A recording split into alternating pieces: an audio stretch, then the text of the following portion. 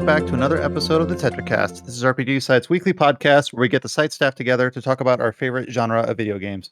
We've got the full crew here with us once again. I am the host. My name is Brian Vitale. Joining me, I have Josh Torres. I'm alive, I think. Adam Vitale. Hello. James Galizio. Hey, folks. And Chow Min Woo. Dead. What was that? So I'm dead. Oh, you're dead. Okay. So 4 of us here plus an undead Chow. But we are recording this in the middle of September. We are at the small break between PAX West and Tokyo Game Show. So we didn't have the full crew here last week. We have kind of the full crew here this week for the last time in about a month, because we'll have some people heading out to TGS. We'll have some people heading out to personal vacations and other things. So it'll be the 5 of us today, and then we'll kind of go with whoever is available for the next few weeks. Obviously, the big news for this week is that we do have Josh back from his excursions at PAX. So we're going to spend plenty of time. Hopefully you're doing okay, Josh, because you have been very, very busy over the last week or so.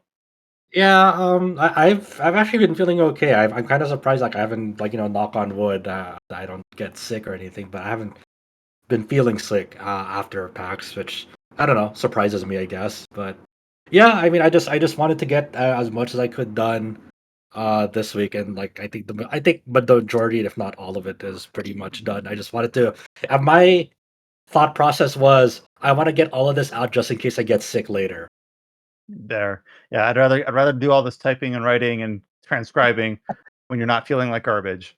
There you go. Yeah, so we obviously are coming on to a very busy time of the year in terms of game releases. We've talked about that multiple times, and we'll probably go over that again at the end of the podcast.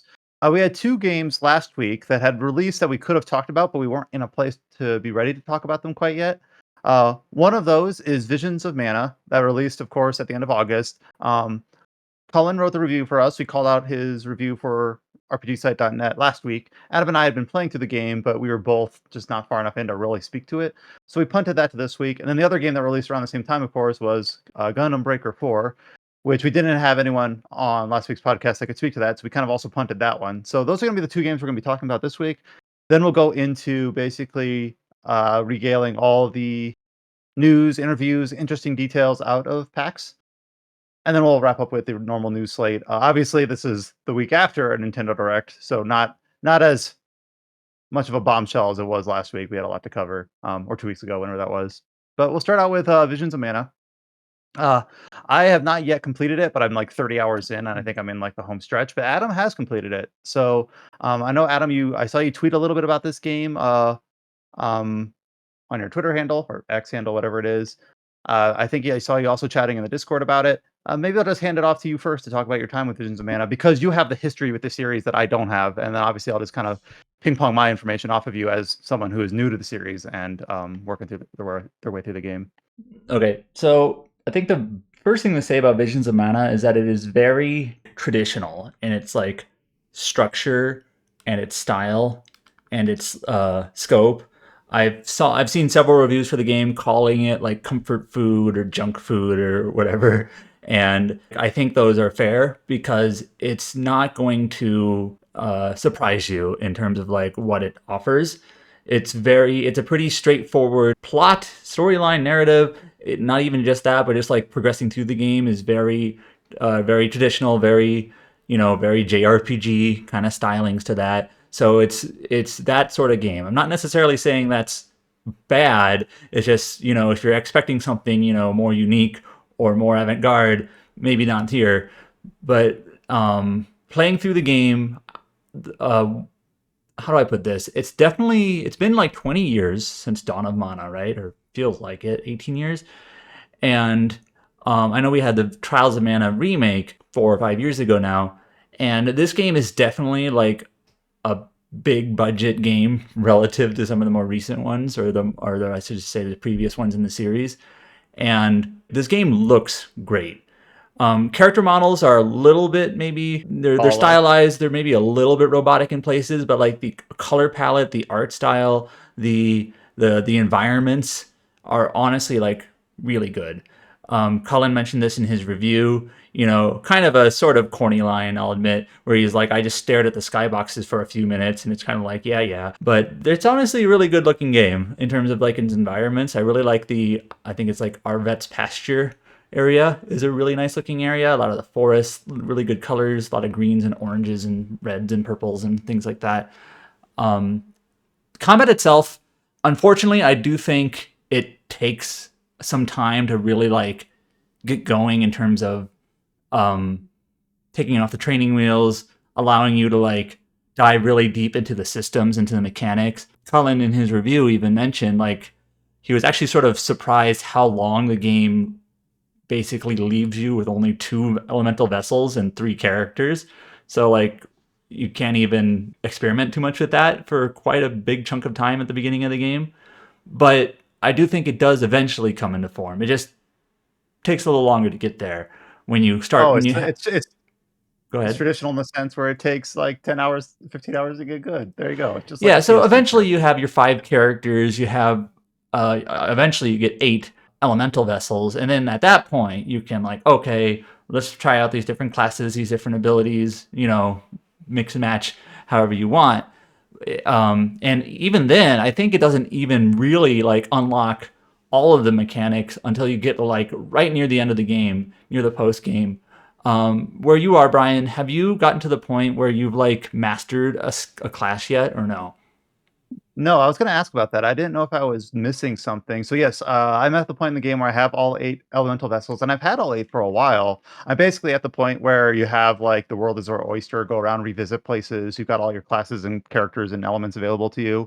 But on each lines, how progression works in this game is for each vessel, for each character, you spend points. It's EP, I forget the currency name. You spend points that you earn from the map, and as you level up, oh yeah, elemental points to tier up in each class, which is each class is tied to an element, but they're gated, and I haven't unlocked like the 3rd gate yet, and I feel like am I missing something because I've been gated for each element for a while. It almost feels like okay, I haven't been upgraded past this class past this stage in this class for a long time. Did I miss it?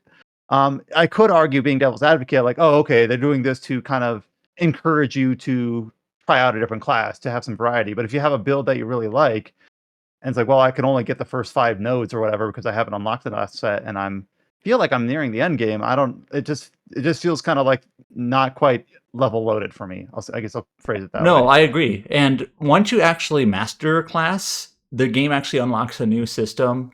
And by the way, like you will eventually get that item to unlock it. It's just very late.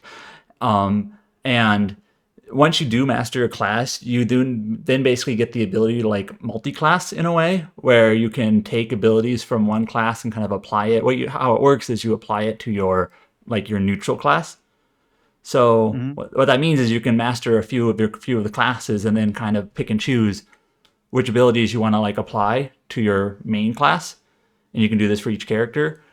And then in like the post game, for instance, and there's actually a pretty sizable post game with some relatively challenging bosses. Like I actually spent a good chunk of time, kind of building my character, the real RPG combat mechanic stuff, and I liked that, but I do kind of feel like it's like, man, I had to wait for the post game to get to this point. I wish I could do this like throughout the story, but you can't. So that was a little bit disappointing that it kind of just takes so long for like all the training wheels to come off, like I said.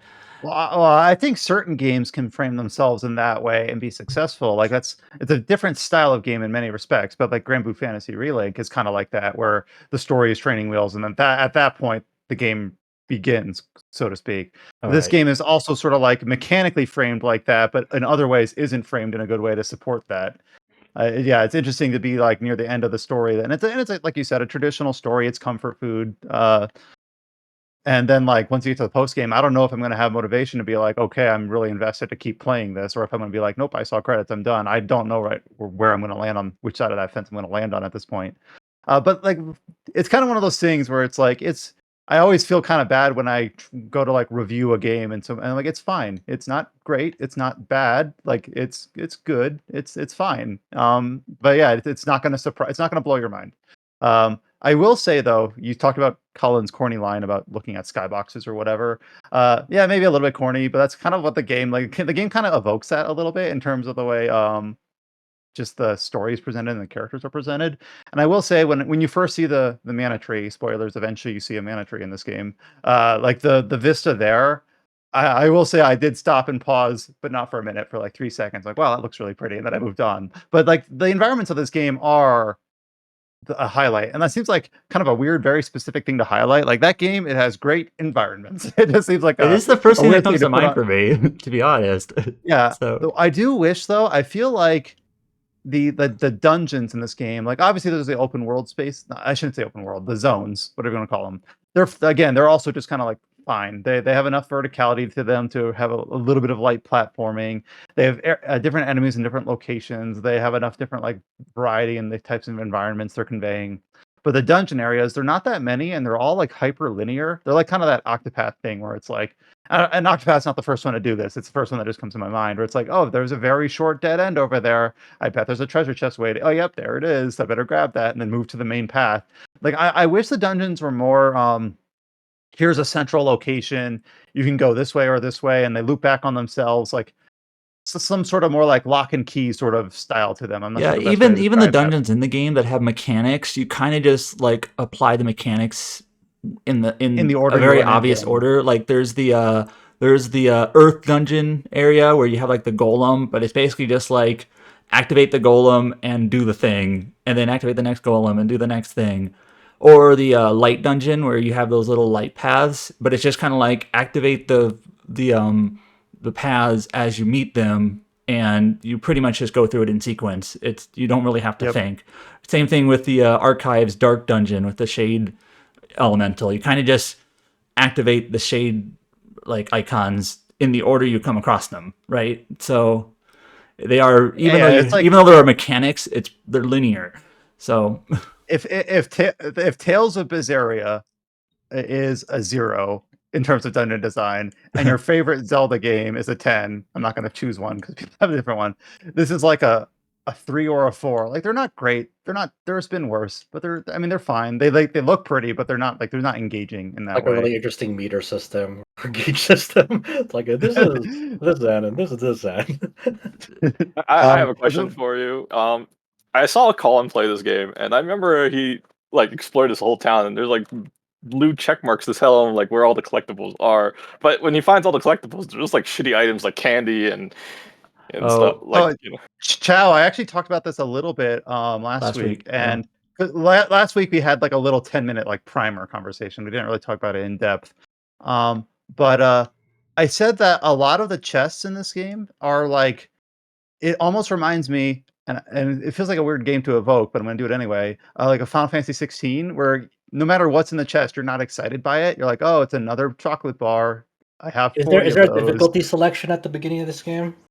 There's a difficulty selection, yeah. There's story, normal, hard. Maybe there's a fourth one. Could I play this game on hard mode? There's an expert mode that comes up later. I forget exactly how you unlock it. I think when you beat the game. But yeah, okay. There's like 5 difficulties. Yeah, I'm playing on normal, and it hasn't been like a cakewalk. Like there's some times where I'm like, oh, for this boss, he likes to turn you into a snowman. That's the freeze effect in this game, so I better put on some frost resist. Like it's not a sleepwalk, but normal is still pretty easy.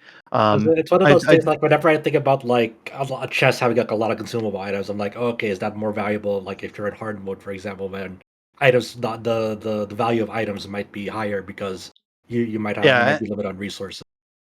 To its credit, I do think that if I was playing this game on hard, those items would inherently be more valuable. I will say though that one thing that would not really be affected by um, difficulty selection is that a lot of the collectibles, like even listed explicitly on the map, are these elemental stones that just give you the elemental points.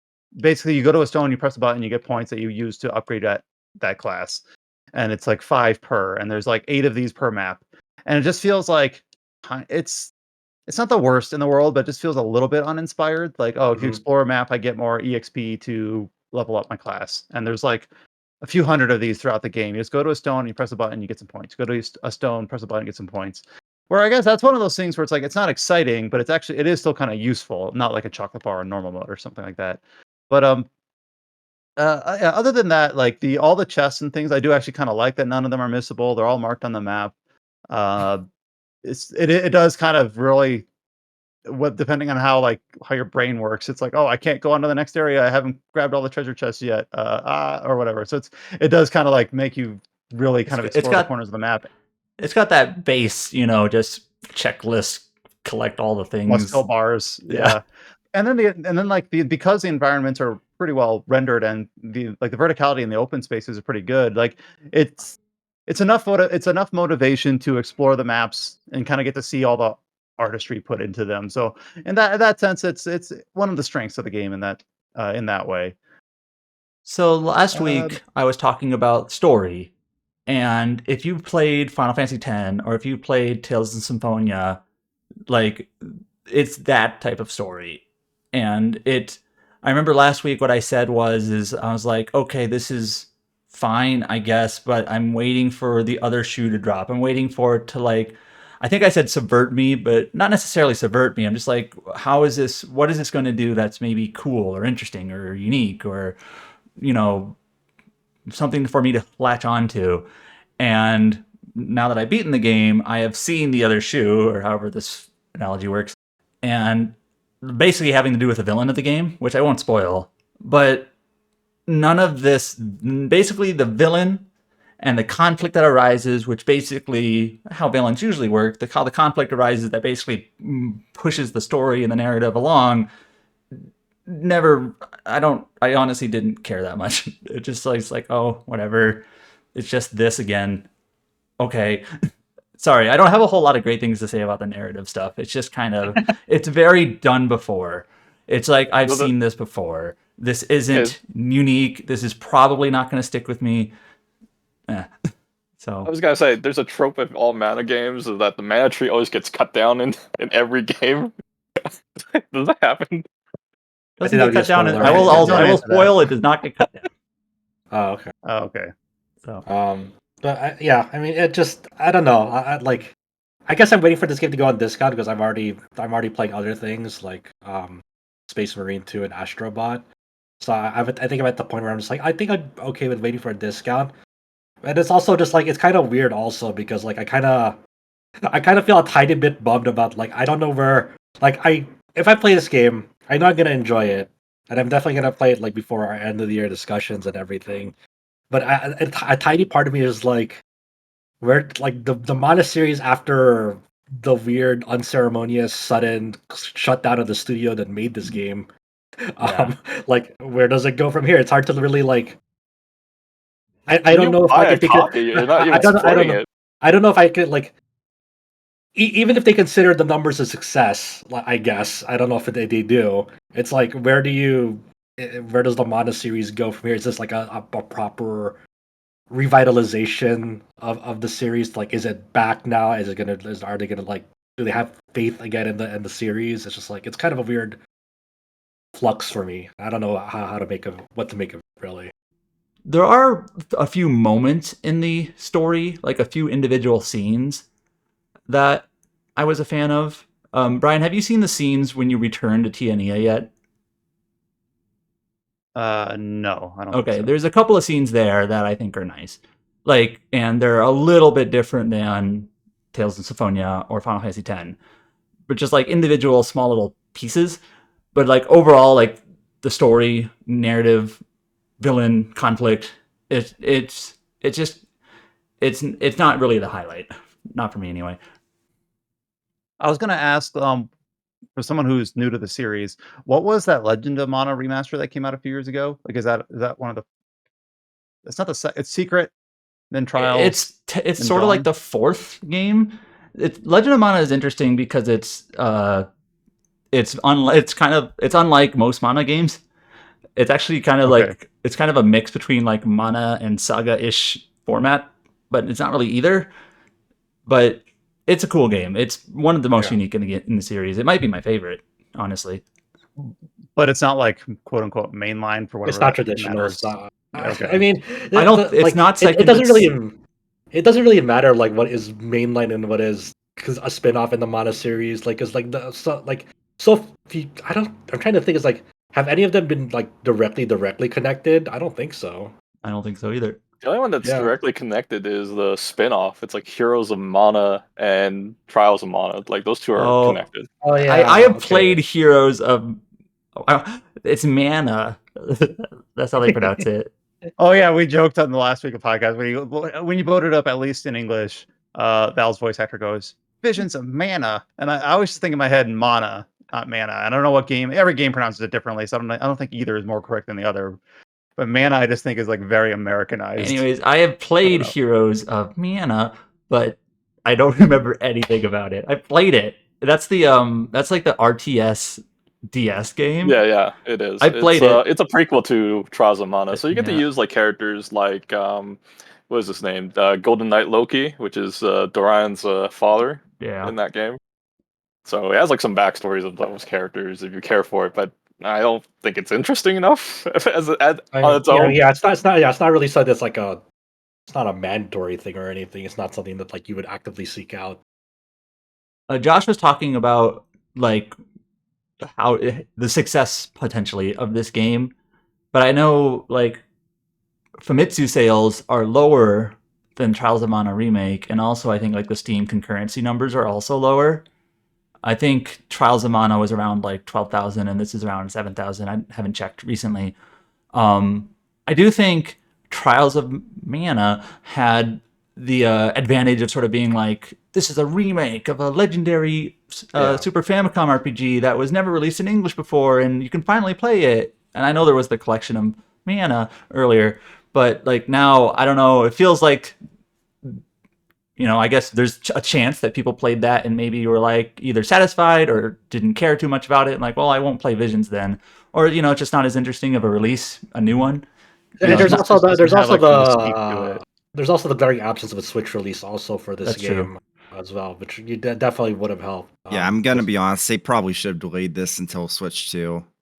Mm-hmm. I have an irking feeling that this like probably would have been the correct choice as well if they wanted like a bigger impact on sales performance out of the gate.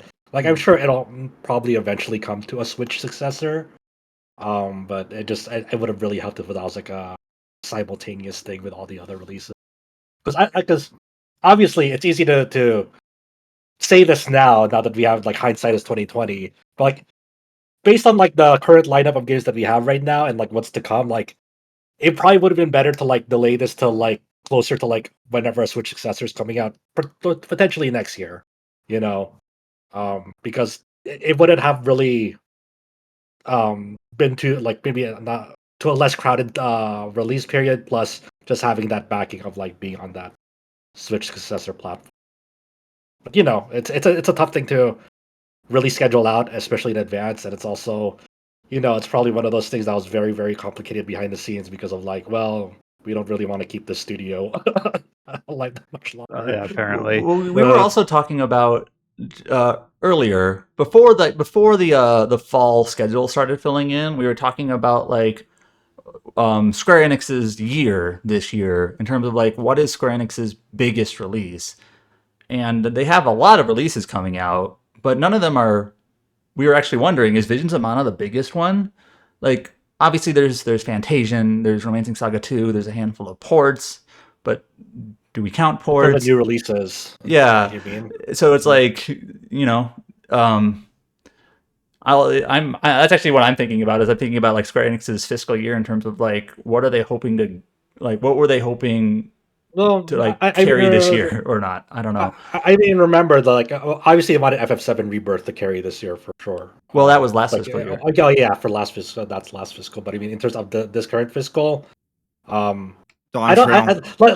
Dawn Trail is technically a different subsegment, but yeah. But also remember, they also let their fiscal report already said, hey, we're still doing this big ass restructure. Don't expect anything crazy. Pretty much until like after this restructure is done. And despite all the lukewarm like way we've been kind of talking about it, I don't regret playing it. Like it's actually been kind of nice. Like I'm coming off the last two big games that I've played. For anyone that listens to this podcast already know, yeah, Warhammer and Elden Ring. And then before that, it's like Infinite Wealth wasn't short. Rebirth was long as hell, and like not just length, but also just like how like involved, complicated, intricate those are. It is kind of nice just to play something that's just like pared back, a little bit more comfy, um, just kind of a little bit more straightforward and nostalgic sort of thing. So I really, Yeah, it I kind of, agree. I think it released. Yeah, we talked about it could have released it better with a Switch 2 or alignment or something like that. But if it had released this year due to the thing, whatever was planned with the studio and how long it's been planned and things like that, it did release in a decent time frame. Like it landed before like Metaphor and all that other stuff coming later in the year.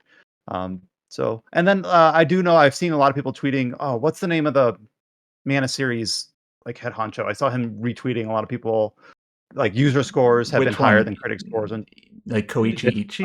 Like I don't know which man head honcho you're talking about. Yeah, Koichi. I Koichi don't know. Ishii is the designer originally. Maybe it was him. I want to say the name started with an H. Maybe. But anyways, I saw one of the producers or directors basically retweeting a lot of people that enjoyed the game. It's just kind of it's cool to see creators like share the love that people are giving them for the games that they help create. And like the user scores for Visions of Mana have been higher than the critic scores for whatever that's worth, and that you can interpret that 100 different ways. So people are really happy and excited just to see this game. And even if it's not selling as well, which might be like what's more important, quote unquote, it's cool to see that there is a fan base that has really enjoyed uh, how it turned out, despite everything. I guess I'll kind of leave it at I that. mean, at the end Some of the day, the most important part is people having fun. Yeah. Despite anything else, whatever happened to the studio, whatever happened to the sales numbers, the most important part is if people picked it up and enjoyed what they played, and that's definitely, I imagine, what's the most important thing for people who are worked on the game. That's just, like, at the end of the day, that's what they want. They want people to enjoy what they've created. I also wanted to shout out. I do really like quite a bit of the music in this game, especially the Good. environmental music, which you can tell a lot of it is Kikuta music. I Hmm. like the Temple of Wendell music. I don't think Brian's been to the Floating Island music yet, but I like the Floating Island music. That's not a spoiler. You can see it on the map. A lot of the islands are floating. Yeah. Uh, so, and the the music is great. I think the presentation of the game overall is pretty good. One of the highlights. I'll, well, I'm trying to think, like, I wonder what's like a good, like, quote unquote, like, empty window to play this game. It does not exist. But that's cool. I mean, it's good that, like, it's a better mana game than the last new mana games, not remakes or remasters, but like the quote unquote recent entries in the mana series, like the mobile game and I barely the remember that. That lasted for like a year and a half or like a year and a month. yeah, Echoes of Mana. it goes a man, yeah. But yeah, so Visions of Mana, we have obviously the written review up on the site, rpgsite.net. Cullen ended up being pretty positive on it. And obviously you heard us talk about it briefly last week and a little bit more in depth this week. So I'll still work through it, and obviously we'll wrap back around near the end of the year. I saw that See where I saw that the Visions of Mana Twitter account was posting like review like highlights or review quotes on their Twitter account. And I was like, why did they quote Cullen's this game gave me brainworms? Wait, really? That's in his review. That's funny. That's what they highlighted. That's awesome. No, I was saying they should. They didn't. Oh, But okay. I I was thought they saying they did. I'm should. like, I dude, thought that'd it be would have been crazy. funny. No. Oh man. I saw them making those quotes, and I was just like, that would have been so funny. That's Cullen's takeaways. This game gave him brainworms. They should have also highlighted his quote, like, I stared at the skybox. It is a very pretty game. It's good. Yeah, that's definitely the one thing I see from people who like to tweet about it. It's like not so much about the combat, not so much about like story. That's like hey, look, this area looks fucking cool. That's the most kind of like social media things I see from people about this game. And then, like I teed up at the beginning of the podcast, the other game that came out last week, we could not speak about because Josh was on job duty, was of course Gundam Breaker 4. So this review also went up on the website. We called out the written review last week on rpgsite.net. But now we have Josh present to speak to it, and I don't remember if Chow had played this as well. I know Chow's been sharing a lot of the mechs that you can build in this game. Has been pretty fun to That's not follow. me. I don't know why people think it's me. That wasn't you? That must have been someone else. I apologize. It's probably like Hype Me and someone else. No, Yeah. Okay. I don't play Gundam games except Gundam versus Gundam or Gundam I Battle don't Assaults. I don't like I anime don't play games. Gundam games except the Gundam games that I Yeah. play. Yeah, Charles like he hates anime IP licensed games. The passion. You give me a good one, it's like I will vouch for you. I even hated Gundam Muso too. Okay, so that tells you I do not like Gundam games as much as you think I do. All right, Oh, I take it back. I mean, I apologize, already know Chow. that. Yeah, Charles, like, how dare you say that I fucking shared anything about this game? Disgusting. Gundam Breaker 4 is, as I mentioned in my review, it's largely, I would say, a course correction for the series because, like, almost the last decade of the series has been pretty fucking bad. Gundam Breaker 3 people love, of course, but that was only officially released in English via the Southeast Asian territories. So you had to get it on like Singapore PSN or via Switch. You had to go. I forgot which region you had to go for that. So it was Even largely digitally? even like Oh, okay. primarily like that's how the easiest way to get it digitally was from those markets. It was never officially released in the West, like a Western release for Gundam Breaker 3. The first Western release for the Gundam Breaker series was New Gundam Breaker that came out after 3.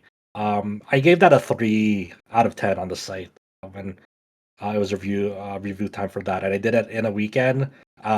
Basically because it was pretty easy to do, and also to warn people to readjust their expectations before they decided to pick it up. I was And able that's pretty to, low. That's probably in like the bottom 10 reviews on our site. Probably.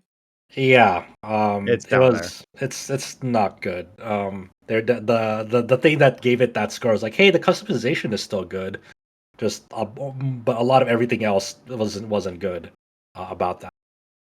So after New Gundam Breaker came out, like sometime later, like a year or so later, Gundam Breaker Mobile in Japan came out, and that eventually got a Western release as well. And it's Gundam Breaker on mobile phones, so it's a lot of if you want to build like a really cool robot, you don't obtain parts normally like in previous Gundam games. You gacha uh, for the parts through in-game currency that you earn, or if you don't have enough, then you got to shell up some real money to get that currency and go gacha for parts. And there's like gacha for like every part. So like gacha for heads, torsos, arms, legs, backpacks, weapons. It's an abyss. It was the monetization was not great of that game. Um, but the actual like fighting in that game is like it's semi decent, I guess. They kind of almost made like Gundam Breaker work on phone. It's not as great as like 2 or 3, but it's like it's like okay. They made concessions on how they're gonna do this, and also just like the general, there were fun events and stuff like that for people who like just the general Gundam franchise. Um, and see, and it also Gundam Breaker Mobile just over time just like amassed like the hugest amount of like hits in the series. Because of its runtime and also the need to keep on adding content to it over the years. So, but either way, still not great between a really bad quasi reboot and a mobile gacha game. The series after 3, um, depressing to think back on. So, Gundam Breaker 4 comes out, and I would say it is decent. I would say it is not as great as 3. But it does carry a lot of like the same strengths as like what you would want from a Gundam Breaker game. It is definitely a huge course correction from New Gundam Breaker because it has the generally same format as 2 and 3. Um, and it doesn't do like that weird competitive thing 3v3 thing that New Gundam Breaker did, along with there's like a dating sim in it too.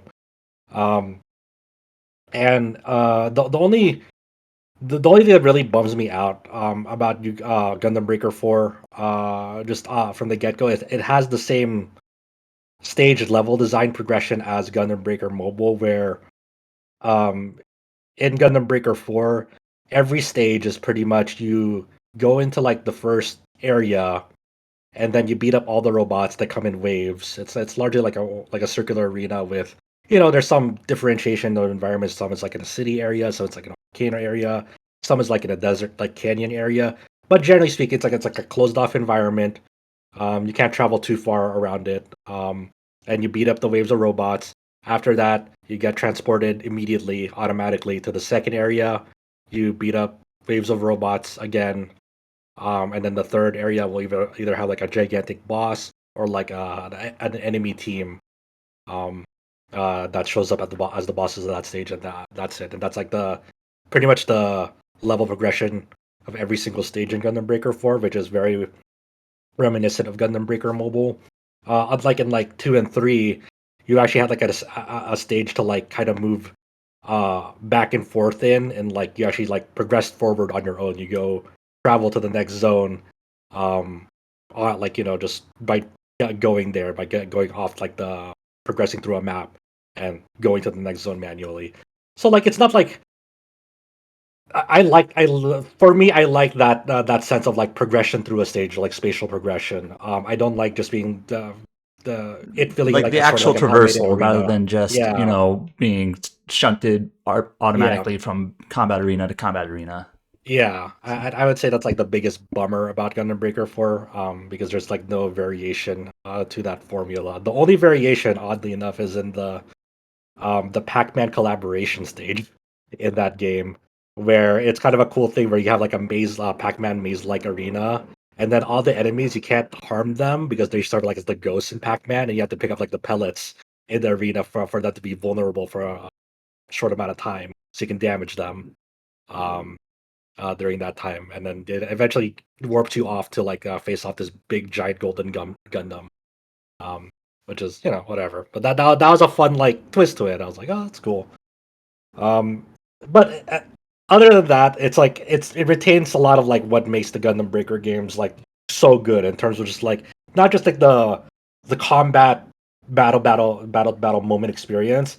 It is that unlimited level of like freedom of making whatever the fuck you want. You want to make the most badass fucking robot, you can go for it. You want to make the most goofy ass fucking robot, go for it. And it really amplifies this to like the next level in this game, where just like in previous Gundam Breaker games, everything you fight has a chance of like dropping its parts. So like a Master Gundam might drop its head, God Gundam might drop its torso, uh, Gundam Epion might drop its right arm, Gundam Exia might drop its left arm, and you have a Tall Geese that drops its legs, and um, Zaku drops its backpack thrusters, and then you have like two different weapons, melee and ranged weapons from two different robots, and you can just kind of all mash them together, and the game will be like, great, awesome, good job.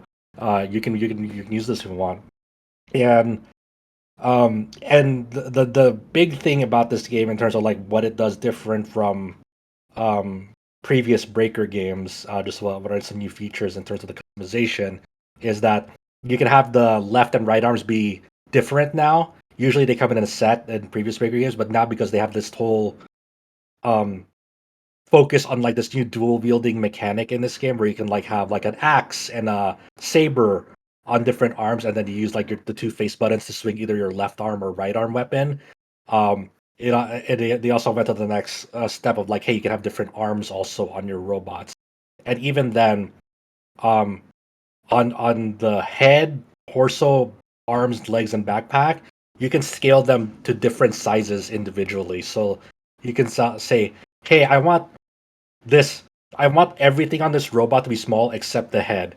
So you can actually like individually, part by part, put the scale meter down on them so they're smaller, and then put the scale meter on the head up. So you just have like this tiny robot with a big ass head on them. So that really, it really solves the problem of two things.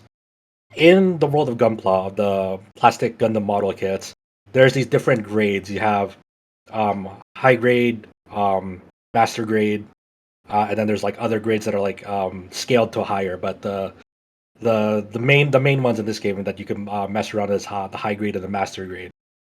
Master grade is obviously inherently bigger than high grades in the real world, and also when you put them onto previous breaker games, if you tried to mix and match, it would always look off because the master grade parts are always bigger. Well, now in this game, you can actually like correct the size proportions of either the high grade or the master grade, depending on where you want to go with it. So their sizes are now fit more proportionally based on like the custom scales that you give them. So they look more natural, organic. They fit together better. This also helps the SD Gundams in the game because previously, I think in 3 you can play SD Gundams, but they all had to be like up, like they all had to like match like a Night Gundam. All you need to have like all Night Gundam parts, and I think you can play that in 3. I don't remember. If not, they could be like your buddies.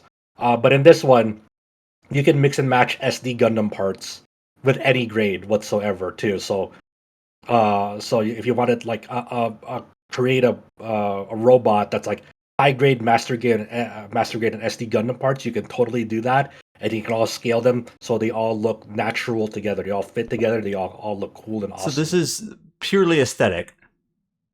Yeah. I mean, yes and no. Because like you can do it. Like yes, it looks like aesthetic, but also like when you deploy in a match as well, it'll all reflect that. There's no like weirdness to it when you deploy in a match. And also, I guess I'm confused by your question. What do you mean? So you're saying like all this fitting all these parts together and whatever, like that's just purely how the model looks, or does it actually affect like your utility? It does in the sense that because early on there are parts that have inherent skills, EX skills and OP skills, which are options. EX skills are basically skills that work off this like EX meter. It's almost like a fighting game super meter where you can stack these meters, and then there's some EX skills that take 1 bar, 2 bar, and 3 bar, and so forth. And OP skills work on like an individual cooldown. So you do them, and then that skill starts cooling down, and then you can use them again when freely when the cooldown is done. So parts, let's say the Epion's arm has a whip on it, like a skill whip on it. So like functionally early on, you might want to build robots based off of like the availability of skills based on parts, because there will be some parts that have like EX skills and OP skills that like you could use when you have them equipped to your robot. Later on, when you have more resources to level the there's 2 meters per part. There's a rarity meter and a level meter. You get items called plastic that you can invest into these parts to raise either the rarity or the level. When you raise the level of a part, it'll increase its stats. When you raise the rarity of a part, it'll increase the ability stats because a lot of parts have like passive abilities that you can like transfer per part. And once you max out the rarity meter of a part, then any inherent EX skills and option skills that have on it are turned into mastered skills, and that means that you can now use those mastered skills from that part on any build that you want. You just got like you make a robot, and if you like that part's EX skills and option skills, you can freely equip them without having to have that part equipped onto you. So at Once first, you invest into the part, you kind of are stuck with using that particular part to get that skill. But once you put the resources you need into it, you kind of unlock that skill for use anywhere. yeah, and Technically. yeah, you start amassing these items pretty pretty freely, like in like higher difficulty modes as well. You can like stock up a lot of them and just like start mastering skills left and right. from parts that you have. So at first, it matters for gameplay. By like late to end game, once you start like just mastering skills left right, it just becomes more about aesthetics of like, hey, I want to make a really cool robot that looks cool, and then for the gameplay part of like the skill selection on it, it's like it's whatever you want pretty much. So it kind of just unchains you in that regard.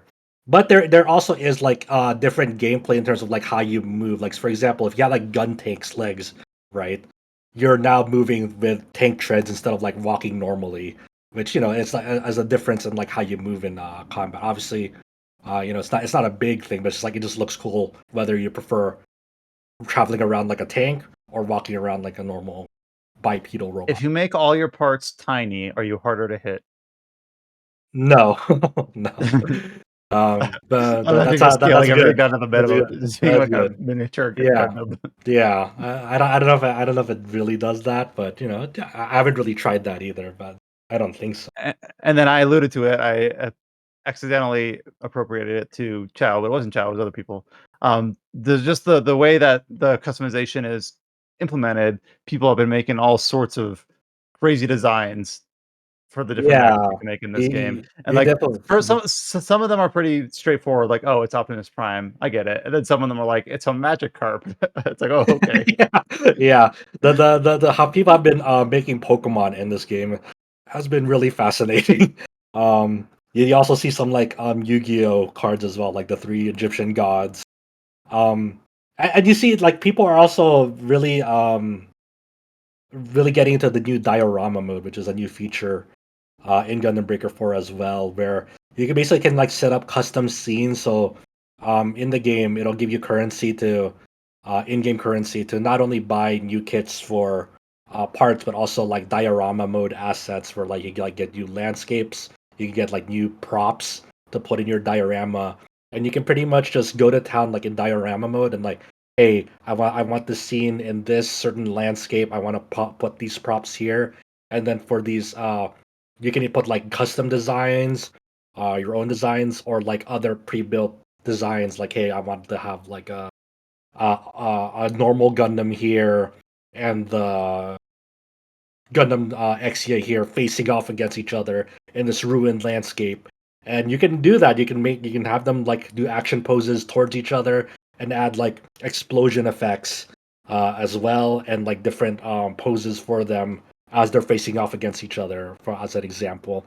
So people have been like kind of recreating like some iconic anime scenes, not just in Gundam, but for other ones. Like I saw like a Ghost in the Shell one, for example, the other day. I was just like, just people really flexing um like the limits of this diorama mode of like, hey, can I recreate one of my favorite scenes in like a show like within this engine? And people get really damn close. Like I saw one earlier this morning that had like that recreated the finale of Witch from Mercury season 1, where Soletta does something really cruel at the end of season 1 in that show, or the first half of that show, and they recreated it in that diorama. Like, oh well, fuck, you know. So it's one of those things. There, Gundam Breaker 4 is like, it's in some ways it's a step like gameplay wise, moment to moment combat wise. I kind of go to the nitty gritty of it a little bit in my review of like why I feel it's a step back from 3. But that doesn't mean it's like a overall bad game. I just think like they made some different decisions. Some I agree with. Some I kind of think ruined the flow a little bit. But on the creative end, when you're just like treating this as like, hey, this product is not just about the combat experience, it's also about the customization experience. The customization is just like, once again, just out of this world, because you still have like the in-depth paint options from the previous Gundam games. They kind of go more in depth with those options, and very important about this customization experience too is like getting a really flexible camera system to like kind of get a good look of like the 3D space of your model kit and be like, hey, I want this emblem here. I want like these accessories on this Gundam here. Like having a flexible camera system to kind of really zoom in and really place where you want things exactly, which is something I felt was lacking in Gundam Breaker 3. They kind of really dug into that with Gundam Breaker 4. And I was really impressed by that as well. So it's gonna be cool to see how this game evolves. There's gonna be DLC coming for it. There's also gonna be free updates. They already announced like a Mighty Strike Freedom, I think from the Gundam Seed movie coming to it, along with Calibar from Mercury, like two of the final forms of Soletta's final mobile suit coming in there. Then they already have some DLC planned that's part of the season pass. So it's gonna be really. I'm looking forward to seeing how like what they add to this game and how it does over time. It's off to a really great start already, which kind of threw me up by surprise.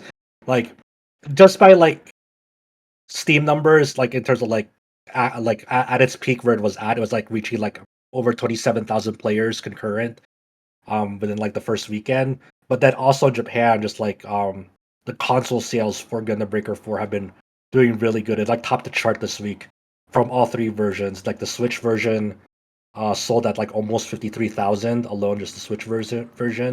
The PS5 version sold like about like 32,500, and the It's PS4 pretty good for a version. PS5 version in Japan. Yeah, and then the PS4 version's about like a little over 13,000. So just like cumulatively, like it's probably at this point when we're like where we're talking right now, it's probably sold over like 100,000 physical copies in Japan, Hmm. which is pretty damn good in this day and age over there. So I think at the very least this should prove to Bandai Namco that hey, there is interest in the Gundam Breaker series, and hopefully they continue the Gundam Breaker series in a more robust fashion that's like that's not like new Gundam Breaker or Gundam Breaker Mobile. Hopefully this says communicates to them, hey, people like these traditional style Gundam Breaker games, and it's a series worth expanding, whether you want to add more content to this game or think about doing a new mainline game in a few years as well. So it's a solid game. I wouldn't say it's like my favorite of the series, but it's a damn good like course correction. That's just like it feels like a solid game overall. It's a lot of fun to just experiment around with stuff. And like we said last week, we have the written review up on the site, RPG site at rpgsite.net if you want to see Josh's full thoughts in written form. And we're just going to let Josh keep the microphone because now we're going to go into basically, I have a list here in no particular order of all the different previews, interviews, and impressions that you wrote from your time at PAX West. And then you covered basically the gamut here in terms of scope of game, AAA, AA, indie, Western, Japanese. Like you did a lot. And anyone who follows Yeah. our socials or anything like that has seen all these previews go up. And even though it's not abundantly clear when they're tweeted out, you wrote basically all of these. So I Yeah, don't just know which wanted of to these you say, like. Oh, go ahead, like James. before we even start, like, holy shit, man, you absolutely like nailed it. Like Thank you. seriously.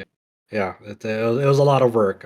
But I'm just happy like if people found it helpful at all at any of these, that they got excited or they found like a lot of the insight in the interviews helpful. That's all I can ask for really. It's like if for people to read them and enjoy them and get something out of it.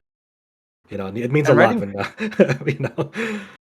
writing previews is the hardest thing. It's harder than a review. It is to make it sound like genuine, but also not marketing. And you did it multiple times in the last week and found some really interesting angles. I think one of the ones that I thought was really neat was your one with Nisa America for the Trails into Daybreak 2 localization. But I'm not sure which of these you're like, I don't know if proud is the right word, but which one you're most proud of, which the one you like really feel you want to speak to first, or really want to highlight here, starting out.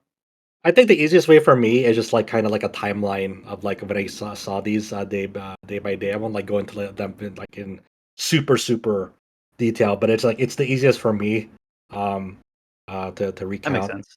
Yeah. So on Friday, the first thing I saw for my first appointment was with Nintendo. Right away, checking out the new Zelda Echoes of Wisdom game. This was a pretty cool game that really won me over by the time I was done with about my 90-minute session playing it. Like they started off at the beginning of the game when Zelda's all in jail. They've shown this like in the announcement trailer, and then you got to mess around with the ecosystem where there are some objects in the environment highlighted like in gold. And so you go up to them, absorb their echo, and like you can make copies of them freely whenever you want. The only thing that is limiting you is like you have a new companion named Try in this game, and they have at the beginning of the game they can support up to 3 pips, and or I'll call them costs in the game because each echo in the game has a cost to it. So like the little wooden table that you get at the beginning has cost 1, so you can make up to 3 of them freely before another one like disappears or and so forth. And this cost system is any mixture of things. So like if you have like 2 monster echoes that you have, like to get a monster echo, you beat them once, and then you can collect their echo, and then you'll have it with you permanently. So you can have like 2 1-cost monsters, like say like a moblin and a bat.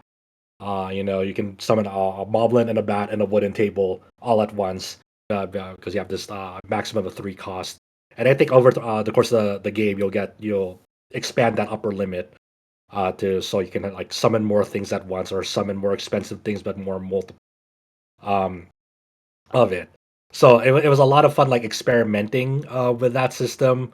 Like there's like a spider echo that you get that like it doesn't assist you in combat, but when you summon it, it shoots like a web up to the ceiling. So you have like a free access like to a rope that you can climb on immediately.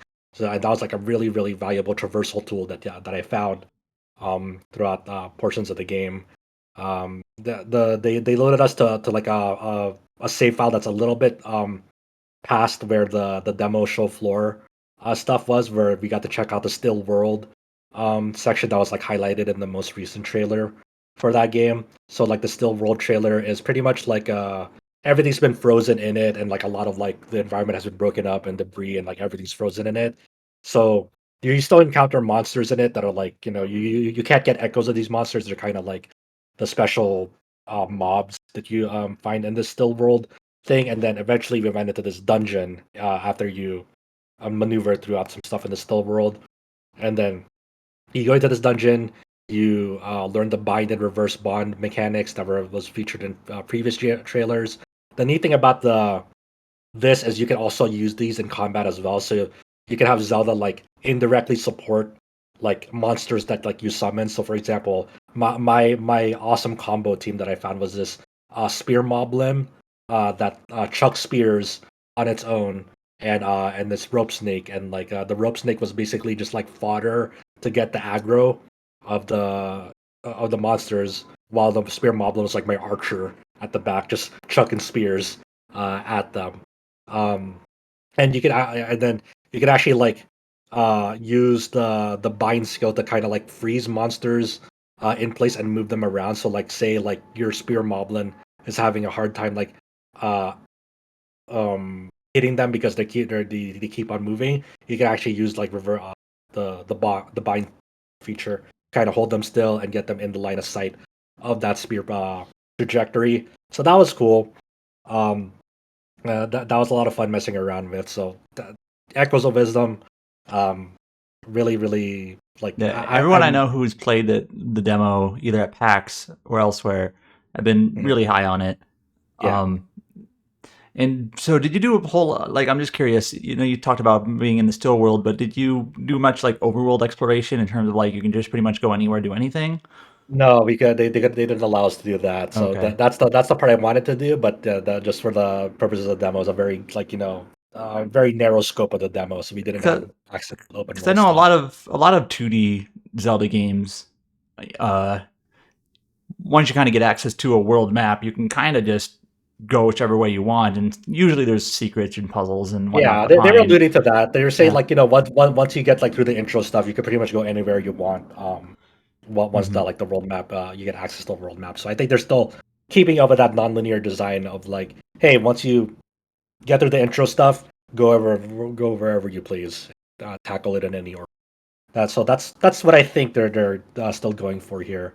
But just for the purposes of the demo, I only got to check, you know, that stuff up. But even then, I was like, it was already a lot of fun. So I'm really looking forward to Echoes of Wisdom, especially like just how the Echo stuff. Like I was already experimenting with like a lot of dumb solutions, like oh, is this gonna work? And like more often than not, I was like, yeah, And I'm excited for this mainly because I keep thinking of it in my mind as comparing it to the Link's Awakening remake. But of course, Mhm. that game's cake was baked 30 years ago, or however Yeah. long ago it was. Where now, like, new Zelda team with the experience behind them of making Breath of the Wild and Tears of the Kingdom, taking that design philosophy into a more traditional 2D Zelda game, and seeing kind of what that hybrid approach leads to. I'm excited to see it, like, a little bit more open, because a lot in Link's Awakening, it's like when you access the world map, it's still pretty scripted. Like, you can't go there until you have the whatever, and like not even close. Like, it still kind of guardrails you to go where they want you to go. Where Yeah. if it's a little bit more of an open philosophy, even if not like seamless open world, like the two console games are, even if it just takes a little bit of the ideas from that, I'm excited to see where they land. Yeah. Um, After that, I checked out some other titles. One that is Scott's assignment was Kingdom Come Deliverance 2. I got to check that out. Actually, yeah, I had to reschedule this one because my Zelda appointment ran way longer than I thought it would. So this one got rescheduled to Sunday noon. But even then, I got to check that out, and that was really cool. The main thing they wanted to highlight in Kingdom Come Deliverance 2 for the PAX West demo stuff is like the different ways a side quest could turn out. So in our demo, we had to like kind of the main mission was um getting into a fight with this like sword master. So you got to see a little bit like the more refined combat system. Some of the guards people showed up. They showed off like the more involved persuasion system versus the actual like different facets of persuasion. Um, that you can do. Like you can choose from. Like there's one that's like coerced. One that's more like snide in the way that you persuade someone. One that's more stalwart, I guess is the best word for it. Like more like upstanding of like the way that you're persuading them. And like and just because you have like a higher number in one doesn't mean that that's always the right answer. You have to consider like kind of the who you're speaking to, what kind of character they are. It all factors into that. Like, there's no like one right answer on how you persuade someone. You have to consider like the characteristics of someone. So I was able to persuade like the guards person who's breaking up the fight to not um banish the sword master that I'm trying to help out here. And my reasoning, I had Henry say, "Oh, he was just trying to defend his honor because I slept with her with his daughter," and that's the reason why we got into a fight, and that persuasion was successful. So we had to like, I forgot the exact narrative plot reasons, but I had to go steal a sword in the middle of night to go display on the town square. And that would convey to like other parties that like that like we wanted like a face off, a duel with like certain people.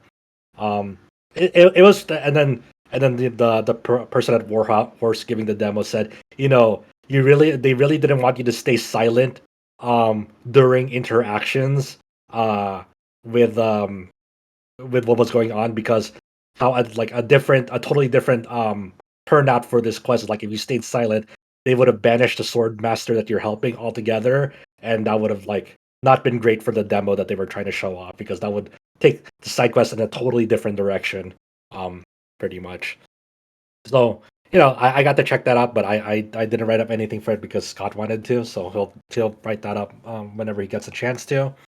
Um, the Before next you thing go on, on, I just want to yeah, say I like the idea of a quest diverging if you choose not to make a choice. yeah, Like, not really specific to this game, but like I do like the idea of, instead of just Paragon Renegade, it's like you can choose just to be a bystander here, and that if that has its own bespoke outcome, I think more games should experiment with that. I actually think yes. the original Kingdom Come Deliverance like quest design was one of the strongest parts of it. Hmm. There's a lot of So yeah, like various quests, interlocking quests, depending on how you approach things, how you do things. Um, Unfortunately, when I played it, it was it was like pre-release, and some of it was like buggy and things weren't flagging right. I'm hoping they can improve that this time around, but I'm also curious to see how the quest design is. yes. So uh, um, so later on Friday, I checked out Enter Magnolia, and I got a chance to go the interview the Binary Haze Interactive about the state of the game because that game launched in early access earlier this year, and a lot of people who like Adam played Ender Lilies, are really looking forward to that.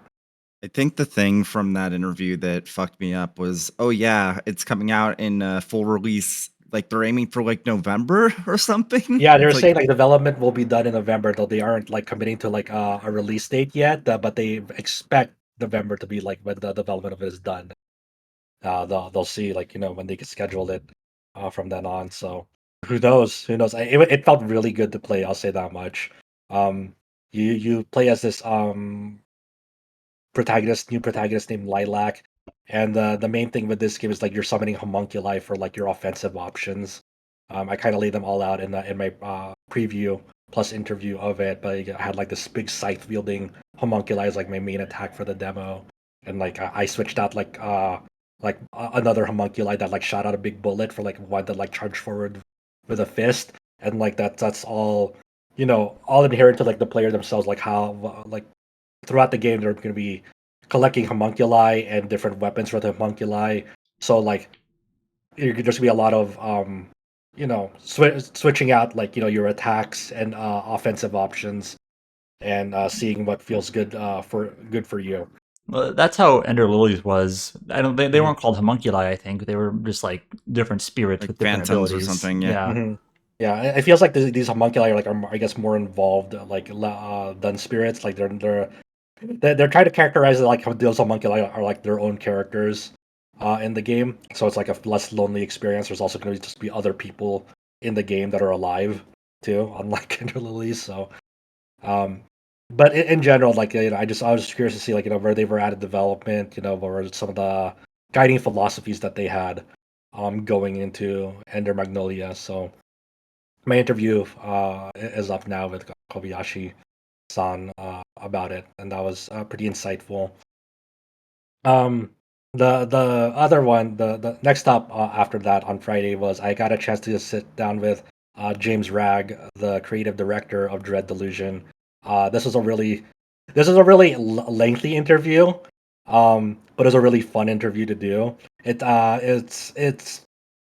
really cool when you get to like freely talk with like a developer where their game is already out. It's been a few months since like the full release, so you get to kind of get this cool, just kind of like I guess a post mortem of the game of like, hey, what do you think about like the full release and what were the things that like caught you off guard about the full release, and then really get into like the weeds of like what was your journey to the full release of this game pretty much, and like what got you started with like game development.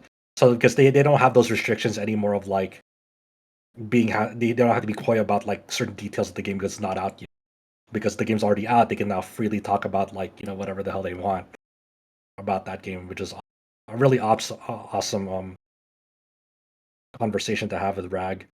There was a lot of like it's funny like when you get to like speak with the developer of like things that like really bum them out from like the community advice. Like for example, there's a part in that interview where one of the last additions to Dread Delusion, because they had their final update and everything, where Rag included a hidden time trial in that game where you would pull a lever somewhere in the world, it would activate 10 or so crystal skulls that spawn like they're somewhere in the game, and people had to like find them, and they thought it would take ages for people to find like these hidden skulls because it's like a hidden time trial, and the game never mentioned it. And then like the next day someone found it and like discovered them all, and then the reward was like a cabin for your airship, put on your airship in that game.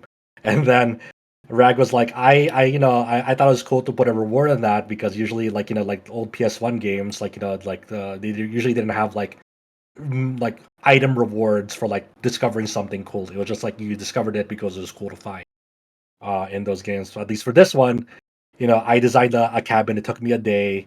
I thought it was a really cool cabin. And then when that person, person who completed it and found the reward, was like, "It's not worth doing, guys. The reward is shitty." He's like, I felt bad about that. Like, oh no, it's a really In cool general, cabin. it's just kind of fun to be able to talk more freely about games, Yeah. whether it's from a review standpoint, podcast standpoint, especially the unique standpoint of being able to speak to the developer. You don't have to be coy about anything. There's no embargo. There's no, well, I don't want to, spoil that. I mean, you still obviously want to be conscientious about spoilers, but there's none of that pre-release angst. Yeah. There's a certain sliver of people who want to hear everything and yet nothing about the game. Like, I'm going to watch every trailer for this game, but better not get spoiled. It's like, I don't know how to speak to the game in that way. So it's kind of nice where you can just say, yeah, this game launched in May. The reviews are already out. The footage is already out. People played through it, and you can just talk about what, especially from the developer's perspective, about we had this one person find this one secret, and unfortunately they poo-pooed on it in a way that was not the best outcome. But obviously, Yeah. you can't predict everything. Obviously, yeah. But it was also just cool, like hearing him about like how he got into like the indie scene and like what were the inspirations to like even like spur up like his motivation to um develop Dread Delusion, like calling out like developers like Lilith Zone and Kitty Horror Show as like kind of the key developers who really like showed him like, hey, using this PS1 aesthetic like for horror and all that stuff. So it was a really really cool interview that I enjoyed doing. It took a bit some time to transcribe, but got there. We've all been there. Yeah.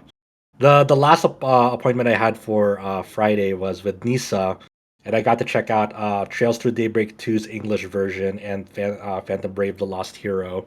Um, they had the first like tutorial dungeon, Trails Through Daybreak 2 in English. It had Vaughn and Elaine going through it, and like they're just showing off like here's like some of the advancements made to the battle system in Daybreak 2. Like rewarding like instant dodges and now being able to use arts in the real time combat sequence, and so forth. And then showing off, some of the English voice lines that Vaughn and Elaine had in their interactions. Like Elaine in general was like her voice lines are really good in that first dungeon.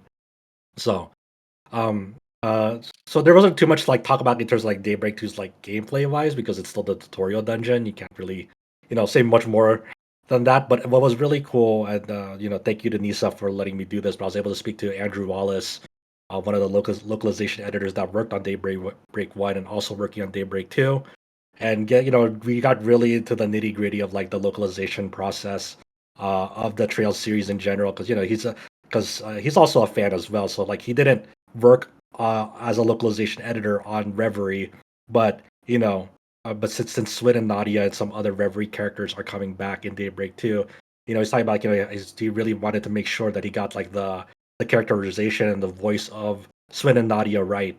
So replayed through Reverie because the first time he played it as a fan, now he's like playing it again for research purposes and making sure that like they're perfectly preserved. There's an interesting anecdote about that. When I was tweeting about my Daybreak 2 Kuro 2 playthrough earlier this year, and I got to one moment where there was a section with Nadia where she had a nickname for Agnes, and like she was like, no, you're Ah-chan, but in Hiragana because Ah-chan in katakana is someone else, and he responded to me in that tweet, and I just quickly said good luck, and that was before like Daybreak 2 had been like announced, but you like that tweet, so it's like I'm wondering if he was having to deal with that right then and there when I tweeted I wonder. Yeah, I wonder how they're going to deal with that. That's a very good observation. Yeah.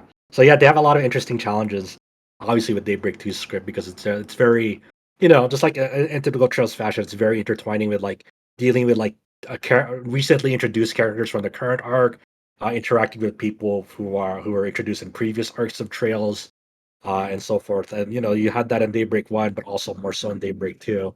So it's gonna be a really cool project to see come together and see how the localization on that turned out. But like it was just such a cool spur of the moment like conversation that we had and seeing him like get really really fired up and passionate about like just talking about making sure that that he made a really good comment in the interview that I really liked is like, hey, we want to keep the same reaction per player. So, for example, if this scene had a Japanese player react in this way, we want to make sure that the English player also has the same reaction as the Japanese player during this part of the game. Which it's something that like it should make sense on paper, like like when you say it like that, but like when you really think about it, that's really hard to do when you're localizing a game. So it's just once again really interesting insights and from Andrew on that. So thank you again to him for taking the time to speak with me because PAX was very busy. There's like looking over, also just making sure that people at the kiosks were behaving themselves as well while chatting with me. So Another question for you, Josh. Was Yeah. Andrew the only person there for the Nisa booth, or was there like other? I mean, there are other people, working at the Nisa booth for other titles as well, like because they had also East 10, I wouldn't be Phantom shocked Brave. if Nate was there as well. Yeah, he might have been there. It was just it's very busy for everyone, right? So it's easy to just kind of miss people there. But but I got to um just meet up with Andrew there, and that was great. Um, so next day I was not at the Seattle Convention Center itself. I was a secret meeting with Square Enix at the West in Seattle. They had three big titles for us on the site to check out. So I was like, oh god, there's gonna be like the bulk of like my preview writing. And sure enough, they had us check out Dragon Quest III HD 2D Remake, Romancing Saga 2 Revenge of the Seven, and Fantasian Neo Dimension. I'm like, fuck. That's all big titles for us. So, all right, let's see what you got. So, but it was like a really lovely time. I like spent like about 2 hours there, I think. I got to after the PR representatives, they're all lovely. Gave their presentations, briefly introducing each of the three titles to us. I started from it first started on the I think it was a Romancing Saga 2 first for the preview stuff. So I wrote up pretty extensively on Romancing Saga 2, the upcoming remake, Revenge of the Seven. It really blew me away, because just seeing I played the original Romancing Saga 2, but it released in English for the first time several years ago. I saw it here and there, but I never did like a full playthrough in Japanese. I mean the first Romancing Saga 2 remake. Yeah, Because that was a remake too. but this is like a full 3D remake, not like Yeah. not like a Enhanced whole. port, not Yeah. enhanced port. Right. So, it was the demo started with the second Emperor Gerard taking over the throne, so it's still pretty early in the game.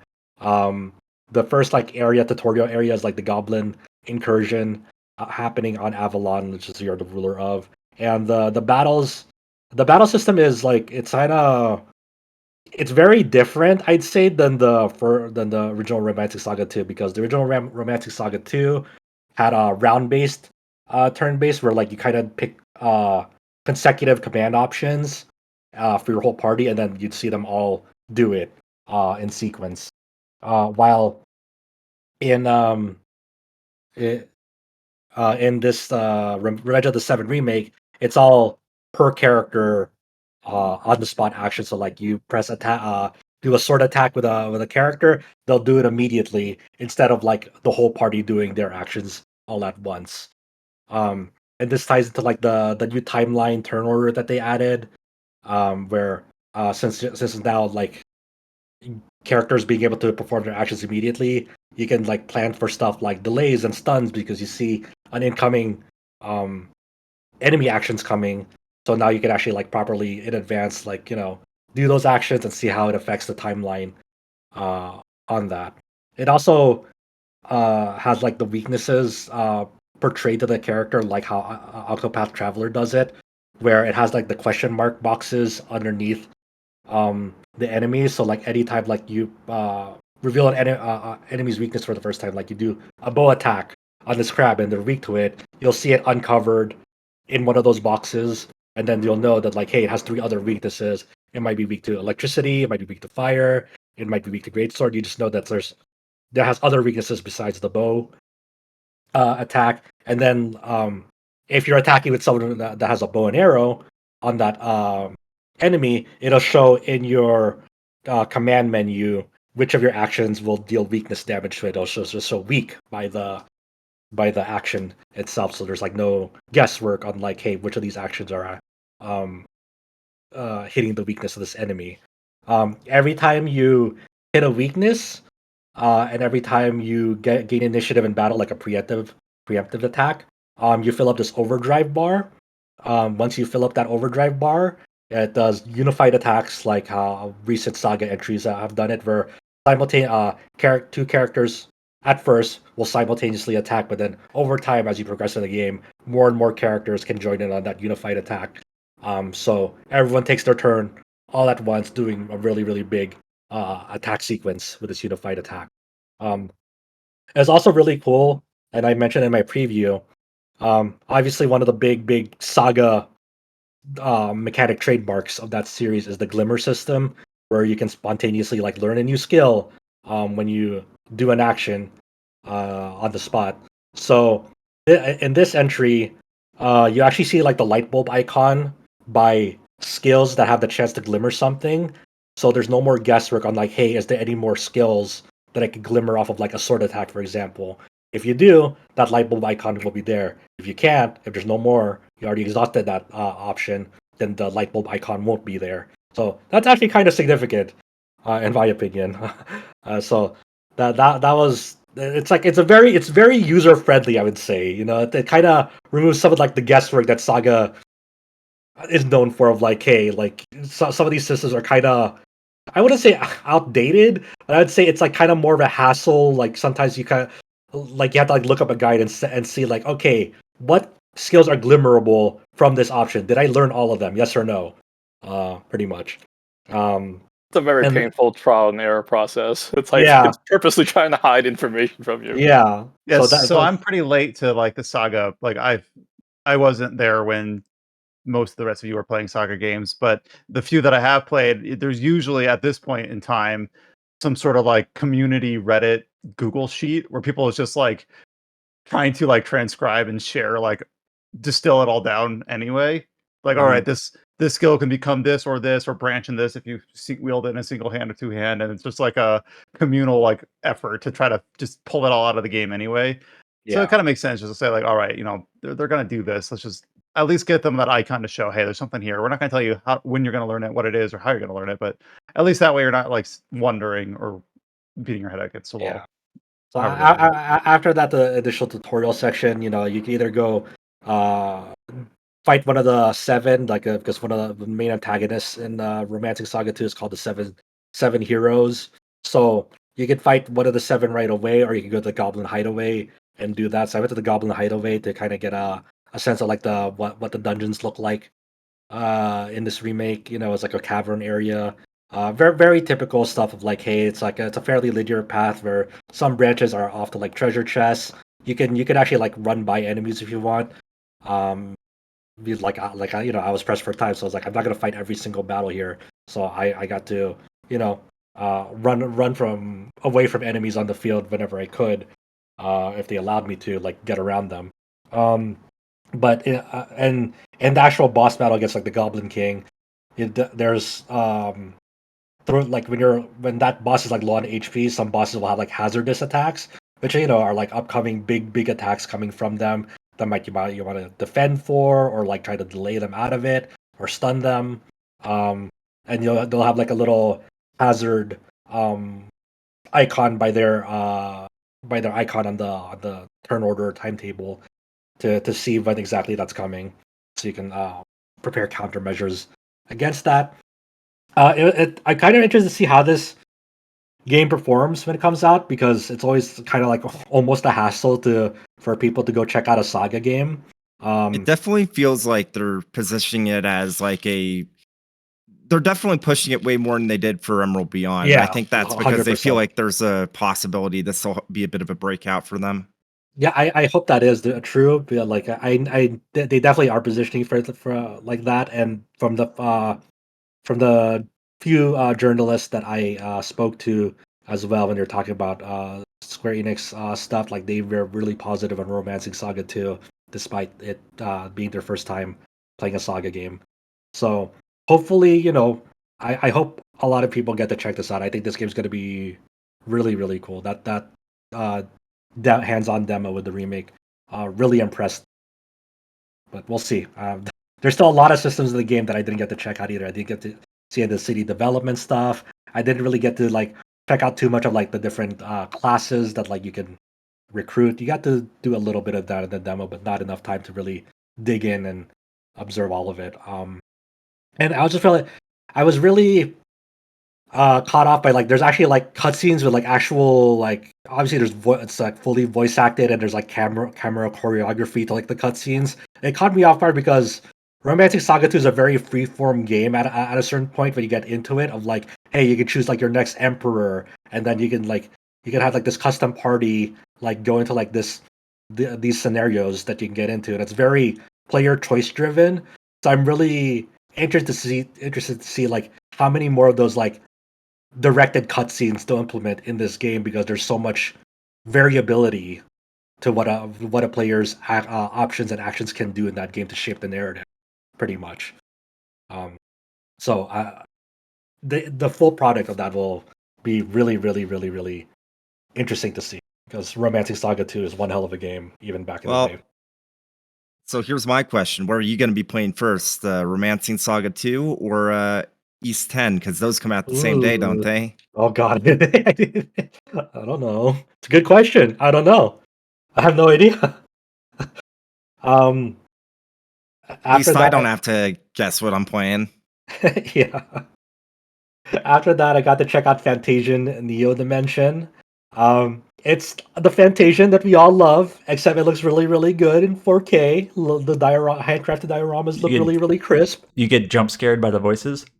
I did. Did you go back and double check like the Apple Arcade version to see if the dioramas are higher resolution this time? I don't have a Apple Arcade subscription anymore, so my Apple TV somewhere in storage. I have no idea.